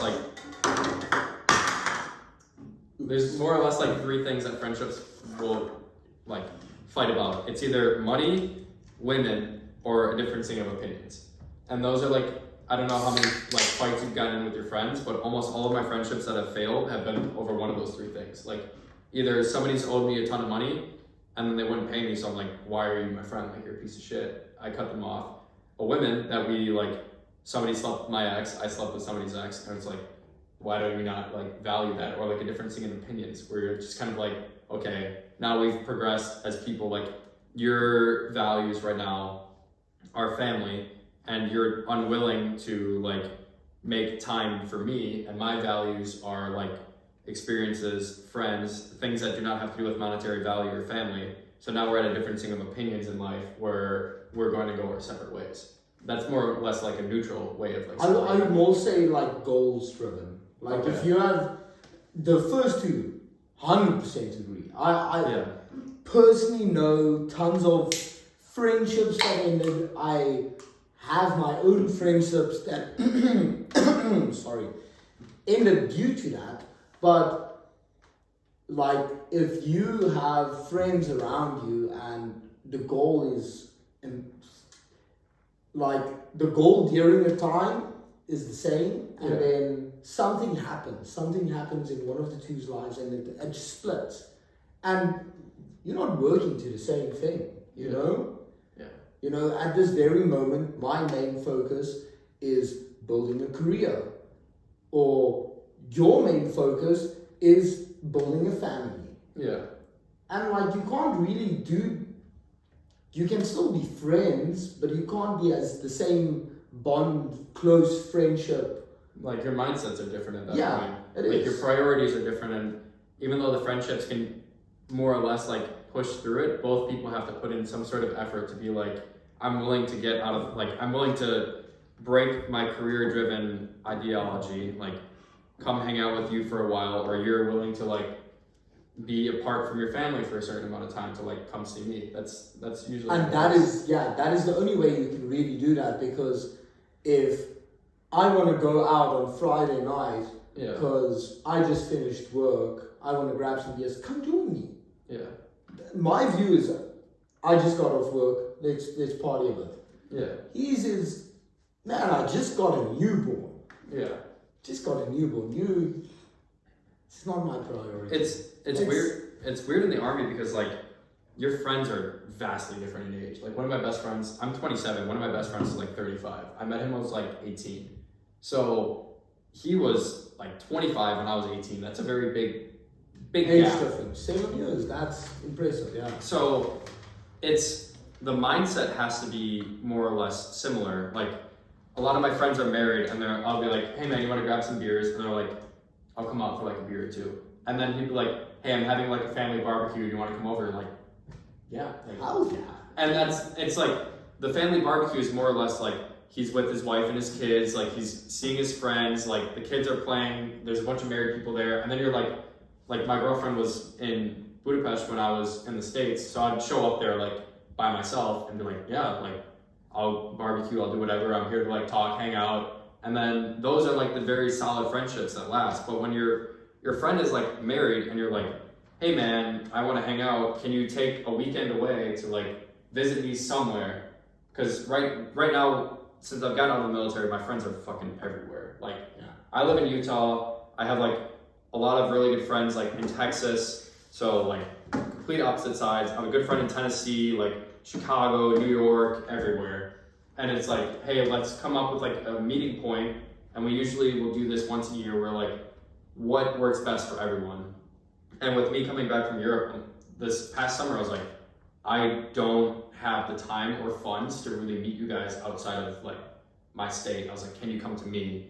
And then there was 2 of them that said yes, and then 2 of them that were like, I don't know if I can pull that. It's like, okay, well, we'll find another time to do this. Like maybe like in the winter we'll have a better time. And then it's so difficult getting people like families together, like willing to just spend a weekend away from the kids, because I'm sure when I get to that point of having a family, like I'm going to be so family oriented either. Also that I don't want to spend time away from them for a weekend. It makes sense. Yeah. But no, friendships, all relationships are tough. All relationships are tough. There is a give and a take you need to do, and it is tough. Can you excuse me like for 2 seconds? I want to take a piss. I got a piss also. There's a point where you just grab like a rhythm and it just like it starts escalating and shit like that. And then there's a point, fuck yeah. Oh shit. Wait. I fucked up, yeah. Right? Boom, boom, boom. Yeah, and we're back. Yeah. It was the best pee I've had in a bit. But yeah, no, friendships are important, and I feel like we knocked this topic off. By the way, you do martial arts. Yeah, I do jiu-jitsu. I'm kind of on and off with it, but it's something that I enjoy. It's difficult finding the time and being exhausted, like physically and mentally exhausted after. But every time I go in there, I feel like clear-headed mindfulness, like a next level of like mindfulness where I'm like, okay, why don't I come here more often? Yeah. But like the anxiety-inducing thing, I'm so bad at doing things that I'm bad at, if that makes sense. Like breaking out of my comfort zone, since how my upbringing was, is that I played like almost every single team sport, like, and when you start at a young age, you have a base level of athleticism. And the only thing I didn't do was any sort of like fighting sport. I didn't do wrestling, I didn't do martial arts, anything. So this now learning at the age of like 25 was something completely foreign to me, where I just felt like I had two left feet. Like I had no idea what the fuck I was doing. And that was probably one of the first experiences I've had where I'm like, this is so out of my comfort zone and I suck at this. So every time I go back, like, or I take like a break based off of like midterms, finals, whatever, then it's like anxiety inducing to go back and being like, oh hey, like I haven't seen you guys in a few months. Like I'm here, ready to train again. And then you go hard for like a couple of months and you're like, fuck dude, like life's catching up to me, like gotta take a break. Yeah. What level are you at now? I'm still just a white belt. Okay. I just as your white belt mindset, I love the way you just say that because so relatable. Yeah. When I just came to Hungary, I saw this weird. I was on a bus heading to Calvin Ted. Yeah. I climb off Calvin. I see this man with like this bag and it says Gracie on it. Yeah. An immediate flashback brings me back to like my dad showing me the first UFCs of Royce Gracie, the Gracie trained and just beating whoever the fuck was in front of him. It was crazy. And I get to the library. I was on the way to the library, to the Advent Sabo library, and I stopped there and I immediately Googled that. Yeah. And I see there's like a huge Gracie Academy here. Yeah. So I go in, I join. Man, it's probably the most sketchiest gym I'll ever. It's very sketch. It's like not sketchy. It's just basic. Yeah. You go down. There's a mat. Mm-hmm. There's out like another door to another mat, and pretty much what happens there is it's just a bunch of people doing dumbbells and it's kettlebells and like body weight movement like that. But anyway, so I go there. I do the first one.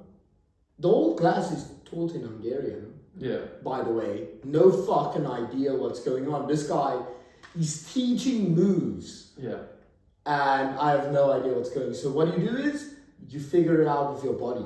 Yeah. It's like chess, body with the chess. Yeah. And then like the start, you only get. I only got fucked up. You get. It's mind-boggling, to be honest. Like, you go in there, you have like an expectation of like, even with me, like prior service, you're like, I'll fuck somebody up, and then somebody folds you like a little paper plane, and you're just like, all right, maybe Ego? maybe I'm not at the top of the food shelf. Like, literally. So now I go there, did that maybe 4 or 5 classes. But the thing is, like every class I finish, I walk out with like the world's weight is off me. Yeah. Because it's a mental thing of, so the start you warm up, you do some drills, you do some technique, but at the end you have 5-minute rounds, 3 rounds of them, whatever guy, tap, and then you go. And then it's one-on-one, who's killing who first, who's tapping out. And it's like, that aggression is like sort of, it's good for you. It's not good to die, but good to battle. It's good to try to survive. It sounds so weird saying it out loud. No, trying to survive makes sense for anyone that has like started jiu-jitsu. Like trying to survive makes sense. Oh, that's all you do. Yeah. That's all you did. And then all I did, and then later on I joined this class. But so I did that for the start because it's very intense. It takes a lot out of you. Yeah. It takes, like, imagine how mentally strong you must be to be ready to go to every single class. Yeah. I know every single class you're going to get fucked up. Not likely, you are going to tap out. Someone is going to choke you out. And it's like... One of my best friends actually did that. I don't know how. He was in North Carolina doing it, but they would have 2 to 3 classes a day, and he would go 2 to 3 times a day. He made his purple belt in like 2.5 years, which is unheard of. Yeah, because he literally was just living there. Like he got cauliflower ears in like probably 2 months, and he's a filthy little guard puller, which is like the worst jiu-jitsu people in the world. But he's very, very smart and like technical with it. And yeah, I'm sorry, continue. That just reminded me of that. Yeah, no, and so about that guy, we had our coach was this Hungarian. He went to Europe. He went to like European leagues, and he fought there. This guy, no jokes, fucking no jokes. Every time I see him at the gym, there's like 2 or 3 bananas next to the mat. Yeah. A jar of peanut butter. Yeah. And a few slices of bread. So this guy would pretty much sit the whole day on the mat, rolling, going through stuff, exercising, and his food would be bananas, peanut butter, and bread. Yeah, so he doesn't cramp. Oh no, yeah, he doesn't care. All he needs to do is roll now. He just needs to roll now. And brilliant guy. Brilliant. And everyone there was fucking brilliant. There was this Japanese guy. I always went there just to try and fuck him up. He would always fuck me up, but... Dude, it's so competitive. Like, I need to get back into it. That was the thing I enjoyed. Like, you have somebody that is like similar skill set with you, and then it becomes your rival, but also like somebody that you're willing to like train with all the time. Oh, directly afterwards, you tap each other and you're like, fucking great spot. Rolling session was very nice. It was actually enjoyable. And then, when was it? Because jiu-jitsu really breaks down your ego. Yeah. Like you realize you're not shit. Because you walk in there and you think you're the shit until you go on a mat one-on-one and someone chokes you out and you're like, no, I'm not the shit. And I went to this whole other gym, more commercial, more cuts. I don't know, maybe it's just me. What's the name of it?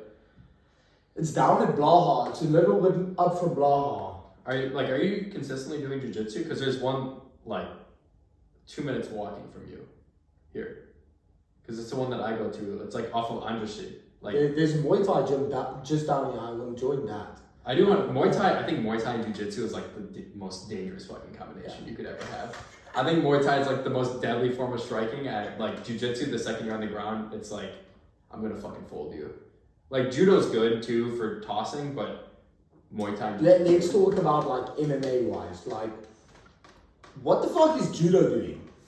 Judo's just tossing. Like you're just getting fucking thrown. I think the best base to go into like UFC MMA is probably like a wrestling standpoint. Yeah, wrestling's very good also. Yeah, those guys are just...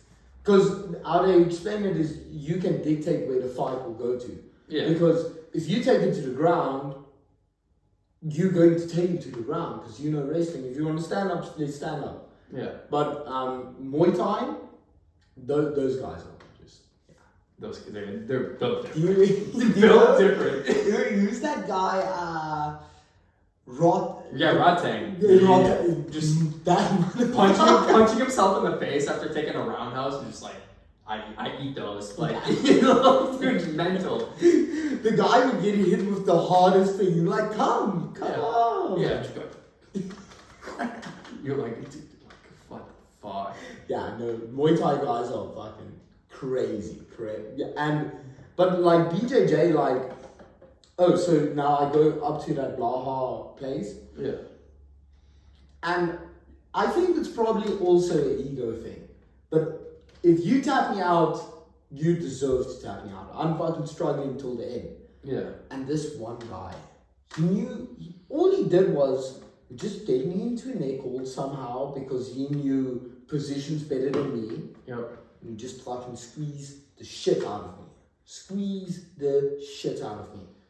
And I would try not to tap, and then tap. Yeah. And then, yet again, then you tap me, let's roll. No, let's try fucking something else. No. Get to me in the exact same position, just turn, and then at the end, man, if I tell you my ego was destroyed, I went to the bathroom, I sound like a bitch, but I cried. I literally cried because it's like, I don't know, maybe it's just a thing, but if you get fucked up so badly, it's, yeah, I don't like it. You don't like doing things you're not good in. Yeah. Even though it's very good for you. Yeah. It's good for you to be out of your comfort zone. But the comfort zone is very, it's very relaxing. It's like, oh, okay. For example, in rugby, I've been playing rugby since my whole life. I'm so comfortable with a rugby ball in my hand because that's what I know. And then if you get taken out of that, it gets tough. Yeah. Yeah. I see what you're saying. It gets tough. The comfort zone is something that I'm still working on getting through. Like, my first time surfing was like in January, and that was something that was like getting out of my comfort zone because you fucking suck. Like, every time you start something that's like, even though I've snowboarded for like 20 something years, like, snowboarding does not compare to surfing. Like identifying a wave, like the pop up, everything is completely different. And you're talking about how like free and like great you feel after jiu-jitsu.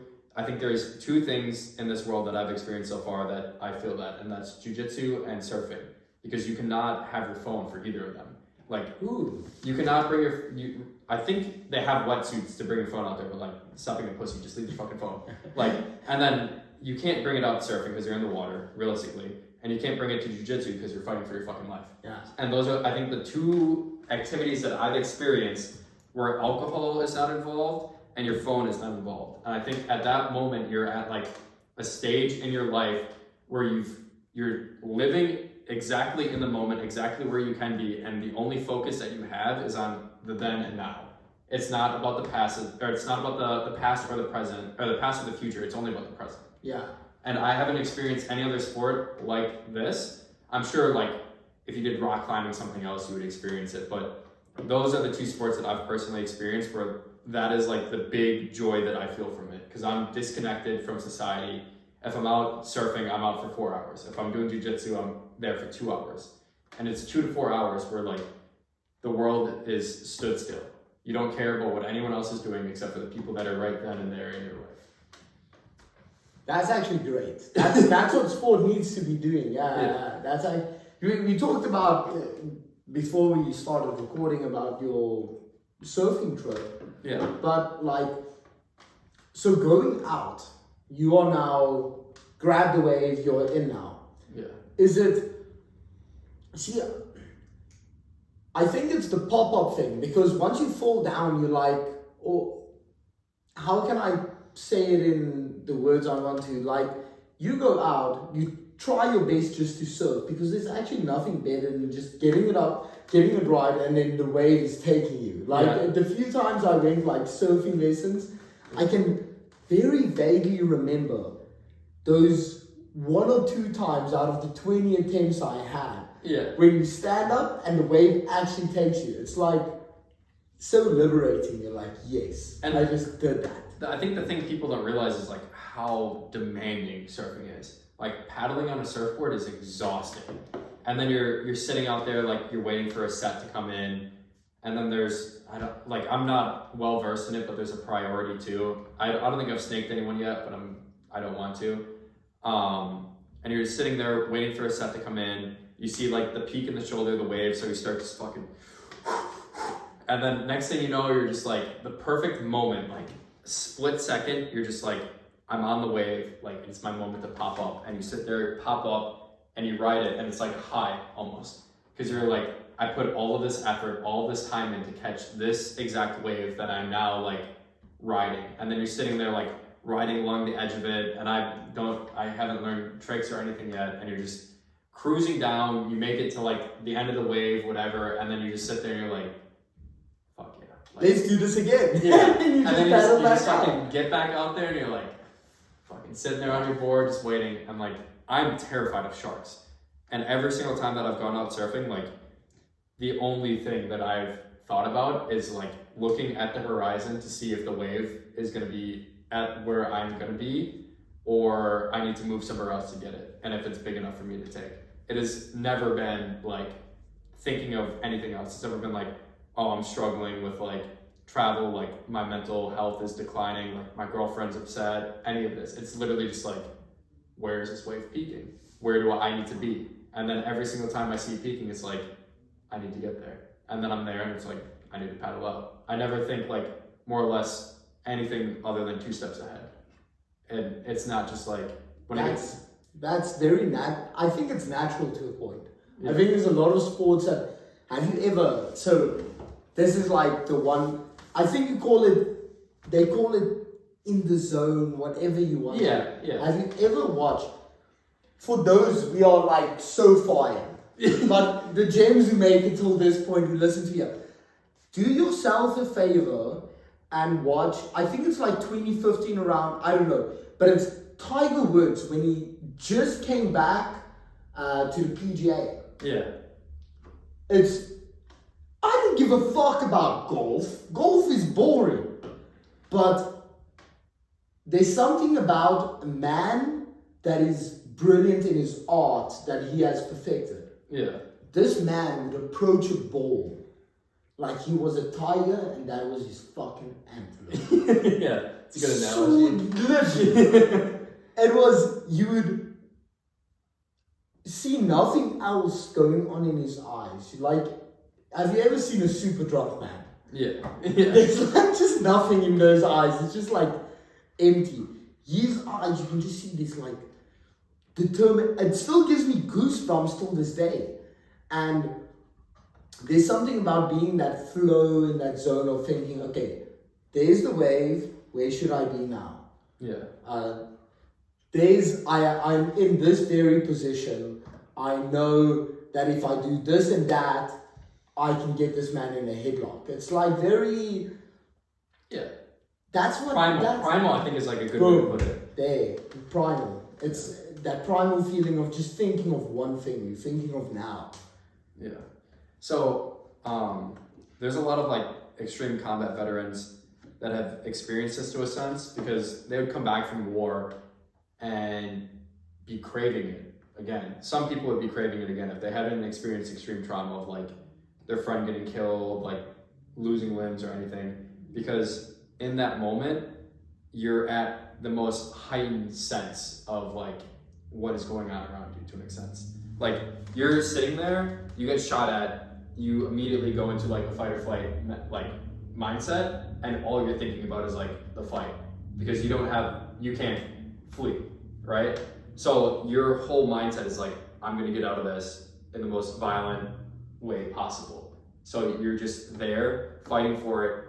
Every single neuron in your brain is firing in a sense of like, we're gonna fight, we're gonna get the fuck out of here, we're gonna do everything that we're trained to do to get out of the situation. And a lot of people that have come back from like extreme like deployments have all experienced that to a sense where they're like, I've never felt more like mentally capable in my life. Like everything slows down around you and you're just so focused on then and there, there's not a single fucking thought going through your head. You're getting shot at, you're like, I'm gonna react to contact. I'm gonna do exactly what it is that I've been trained to do and to the best of my fucking ability. And then that is all that you're fucking thinking about. Do you know, have you ever heard of Marcus Luttrell? Yeah. With the Lone Survivor movie and the whole story of him, like, I think for him, let's take him for example. He got pushed to such a fucking level. Not out of his decision, no, it's life that put him through that. Yeah. Where after you go through a combat where you are the lone survivor of a whole group, of you getting chased down and everything, isn't everything in life after that like, if you channel your mind in that way, where as soon as something gets tough, you just think, oh, it could have been tougher? Yeah. I was in that situation where I did not have water for fucking weeks. I got shot in, my friend, it's fucked. It's absolutely fucked. And then, but it's a gift and a curse, because this man, probably whatever challenge you can put in front of him, you'll be able to do that. So like, that's probably not the greatest reference for it, but somebody that like experienced combat in the sense that no one was around him was killed, like he was in a life-threatening situation, but he managed to make out of it, would be better. And I don't have any specific examples with that,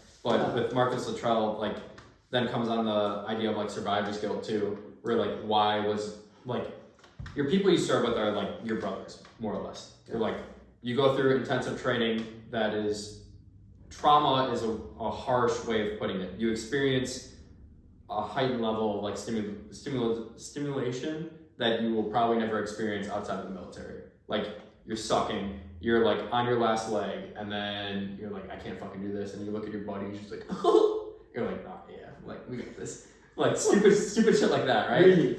And then like through like these horrible, shitty fucking moments when you're at your low, like you bond with people. And then when you go like over onto the deployment side of things, you see these fucking people and you're doing all this shit with, and the people that you're with, like you're bonded with for life. They're like, we're fighting in this situation, we're fighting for our lives, like these are the people that we're gonna stay with for eternity. Like I would do fucking anything for them. Like the soldiers that I had under me, like I would have taken a bullet for it in a fucking heartbeat. And like Veronica hated hearing that shit, because I was like, yeah, like I would rather give my life than like my buddies. And that's like across the board. Your fucking people that you work with are like so bound in like more or less like traumatic experiences, and it's a fucking crazy thing to think about. So when you're the only person that survives in that sense, and you're like, why was it them? Why was it not me? And it will fucking almost haunt you for the rest of your life. And like, why do people do that? Like, people would much rather blame themselves than anyone else. Like, even though like the person dying it's not your fault. Not necessarily, but when you get to situations like that, you kind of think about like the minuscule, like what in this situation could I have done differently? What if? Yeah, and it's that once you get down the what if road is when people really start losing their minds. Because it's like, for example, like I had a buddy in Afghanistan that there was a vehicle-borne IED that hit the gate, and he was a person that like cleared it, and a lot of his friends like passed away during this. And then it was a constant what if thing. He's like, what if like I checked harder? What if I used like a flashlight searching under the vehicle? What if I made them step out of the vehicle and did a full-borne like ramp, like random vehicle inspection? And it's once you start getting on those rabbit hole. Yeah, exactly. You get sucked in the rabbit hole, and you're just like, there's no coming out of this. So that survivor's guilt is like a real thing. If you look at like any of the interviews with anyone that has been in an extreme situation where they've been the only survivor, one of a few. I think there's another one with like a plane crashing in the Andes Mountains, and like only like 5 out of like 45 people lived. Like all of those people have survivor's guilt, because they're just like, why didn't we do this differently? Like, why didn't we do this differently? And it's so fucked. So during my summer vacation, I went to Normandy Beach. Yeah. There where D-Day was. And so, fuck, I actually like really, it got me so emotionally struck. So I went to the museum. Yeah. And you walk through the museum, and it's like, you don't really give a fuck, because it's cool, but it's this tank and that tank and this whole history story. But at the end of this whole thing, this one guy decided to interview a bunch of the survivors. Yep. a bunch of the survivors and just ask them like, listen, write me something about what you, and it's fucking universal. It's like a universal thing of, I should have died that day. Yeah. My friend, whoever it was, he should have lived. I should have died. I would have much rather died for him than he died for me. Yeah. And like, these people are haunted with this. This is what I hate about war, because this one guy wrote something about like everything, I can't remember quote for quote, but the essence is why didn't I die? Yeah. And bring those people back in today's living. I still have things like that with like friends of mine that have passed away. Like not necessarily in combat, but it's like, why didn't I, a lot of my friends have like passed away from suicide. It's like, why didn't I do this? Why didn't I do that? Like, why was it him? Why was it not me that was struggling, kind of thing. And the World War II generation is like known for being the greatest generation that ever lived. And their mindset is still very similar to like the military today. Like all of the good leaders, when the war in Ukraine happened, my unit, I thought rapidly deployed to the area, and I was like fresh out of the army, like 6 months. And I was straight up just trying to buy a ticket to Ukraine. I was like, I'm not gonna let these dudes like be there by themselves without me. Like I trained them for 2.5 years. Why the fuck am I not there? Yeah. Kind of thing. And that was like the mindset that I specifically had, but I know there's like a lot more people that have the mindset than I do. And the crazy thing is with World War II is that we automatically associate with the Germans being bad, but we never understood the idea that they went through the exact same thing that like every other allied person went through, that they were there fighting for their country with what they believed was right, whether they knew like the genocide was going on or not. And it's crazy when you have a different perspective of that, right? Because they're sitting there with like their friends, their people that they bonded with through like traumatic experiences, people that they grew up with are getting killed. And then you hear the war ends and all you hear about is like the Allied forces being victorious, and then the Axis powers being put like even more down. And it's crazy because the wars are never fought with the That's when you take a gun and you shoot yourself on Yeah. that spot. It sounds harsh what I'm saying now, but I promise you it happened. 100%. Like it happens with almost every single modern war. Like people coming back from the Iraqi war was like, why the fuck was I there? There was no weapons of mass destruction, and then they killed themselves. And it's crazy because the wars are fought with the people, but how the wars are started are with the politicians. And the politicians aren't on the front lines doing anything. It's the generals that are dictating the soldiers of what to do. So the soldiers are sitting there with massive traumatic experiences. They're getting a ribbon. Their commanding officer is getting a medal.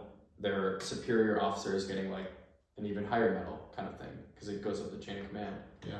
So these soldiers are having these lifelong traumatic experiences, only having like, literally, once you get out of the military, it doesn't fucking matter. Just like, you know, whatever, like, earned like an Army Accommodation Medal, like one of the very high levels of like accommodation, like Bronze Star, Silver Star, Medal of Honor, and then I think Army Accommodation is like below a Bronze Star. It's like, okay, why the fuck am I getting this? And then you realistically did nothing, and then your officer is getting a Bronze Star, and it's like, why the fuck is he getting a Bronze Star? What did he do? And then his superior is getting a Silver Star, and you're like, the fuck did he do? Right? And you're just like, and then some random person is getting fucking a gold star. yeah, exactly. Like, who the fuck is this guy? He's never even seen the front lines. Exactly. And it's one of those things where it's like, what do I have to show for what I did for my country, kind of thing.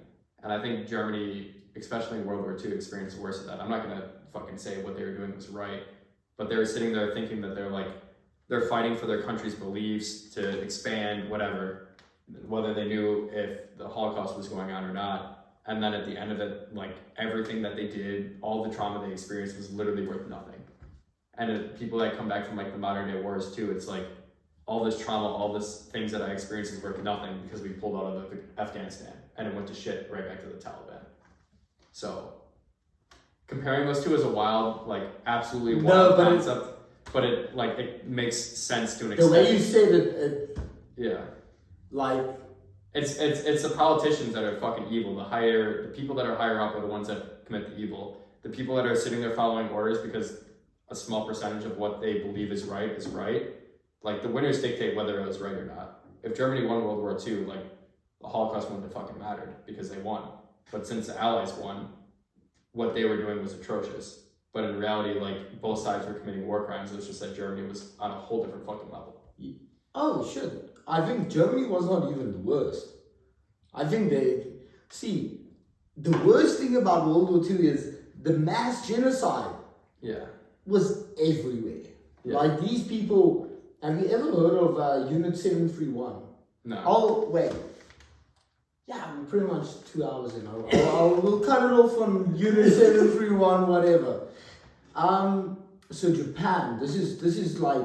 Oh, is it when Japan went into China and like started doing atrocious things to like the Chinese? Oh yeah, completely. Yeah. And the thing is, they were so good at like covering up the documents. Yeah.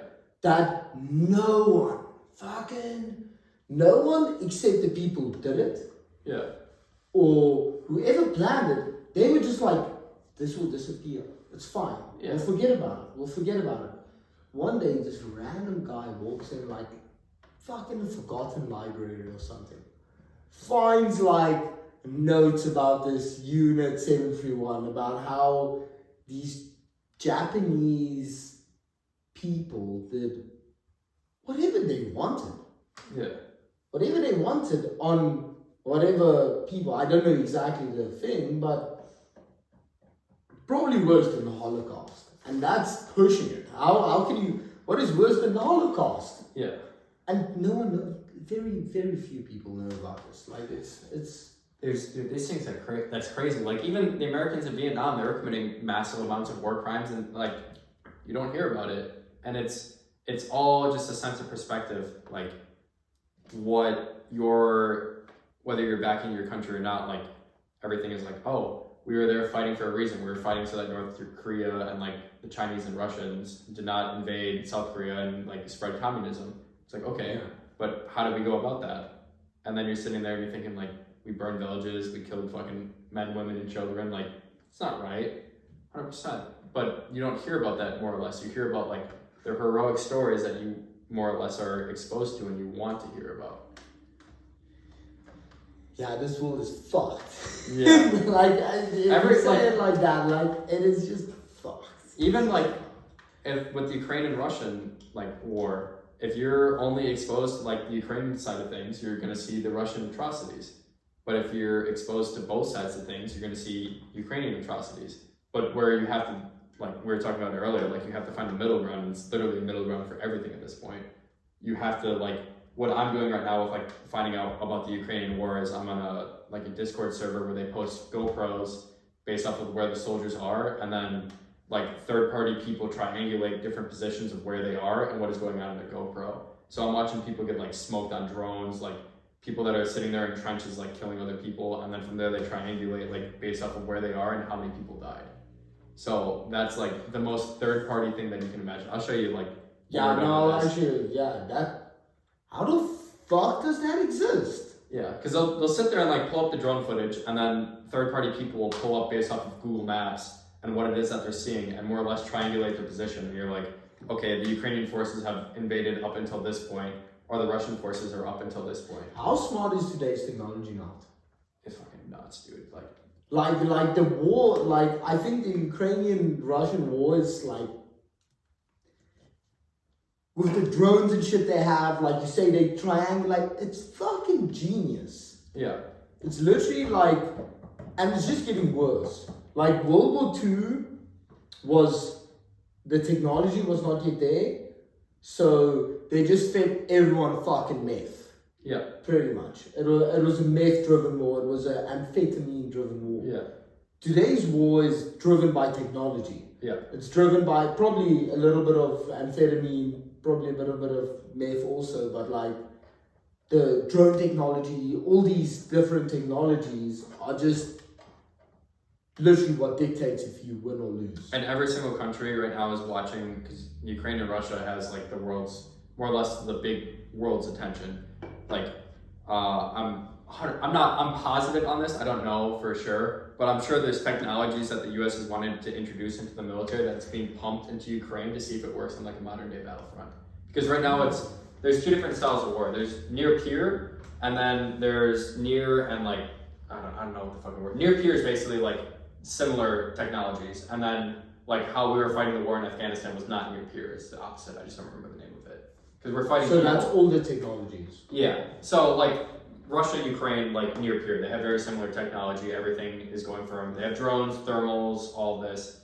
And then like the war when we were fighting in Afghanistan, Iraq, it was we could see at night. They couldn't. Is like a very easy way to explain it. Yeah. So I'm sure right now there's technology that's being put into these wars to see how they fare on like a more or less near peer battlefront of like, hey, this works, this doesn't work. And the idea of drones is what we dealt with in Iraq too, because that just sounds like fucking World War right now. Yeah. To see if this new technology will be able to fuck up whoever is against me. Yeah. There's so much money that's always shoveled into like the research and development for especially military. So even like in Iraq, we were dealing a lot with like the DJI Mavics, like the small little drones that people will throw up for like cinematic things. Yeah. Like they would be able to strap like a 40 mic grenade onto the bottom of these things and like fly them into base, or they would have these airplanes that they would strap an RPG round into, because they eventually realized what our capabilities were with stopping them, and they realized certain aspects of how to counter them. So they would strap like an RPG round onto an airplane that did not have any sort of GPS or satellite coordination, that they just threw and it knew the direct trajectory of where they were going, and then we didn't have a counter for it for a while. So they started learning our capabilities and then countering it. And even that wasn't near peer. That was us with like farmers that just didn't want us to be in their country. Holy shit. Yeah. The creativity is nuts. And now when you have, if you think about it on like people that have done engineering mindsets, like all of these things that are now able to fund it into an environment where they're going to test it and be like, does this work? Does this not work? What are the capabilities of them? What are the deficiencies of them, more or less? And be like, how are they going to counteract that? How are they going to react to it? And how can we exploit that where it's going to be effective, where they can't do anything about it? Yeah, today's just, yeah. How the fuck do you see the future though? It's just, we don't know. No. We don't know. And I would like to call this on saying that who the fuck knows about the future? Like, we might go to shit, we might go to good. Whatever happens will happen. Whatever happens will happen. This is the Good Vibes Only podcast. This is the Good Vibes Only podcast. And I would like to end on a note that I think war might be bad, but it might be technologically good. I would like to say try surfing, do sport, just get in the fucking flow zone. Just experience the flow. There's nothing more natural than that. Anything from you? No, you summarize it very well. And as always, this is the GVO-podcast, the Good Vibes Only podcast. See you guys next week. Thank you.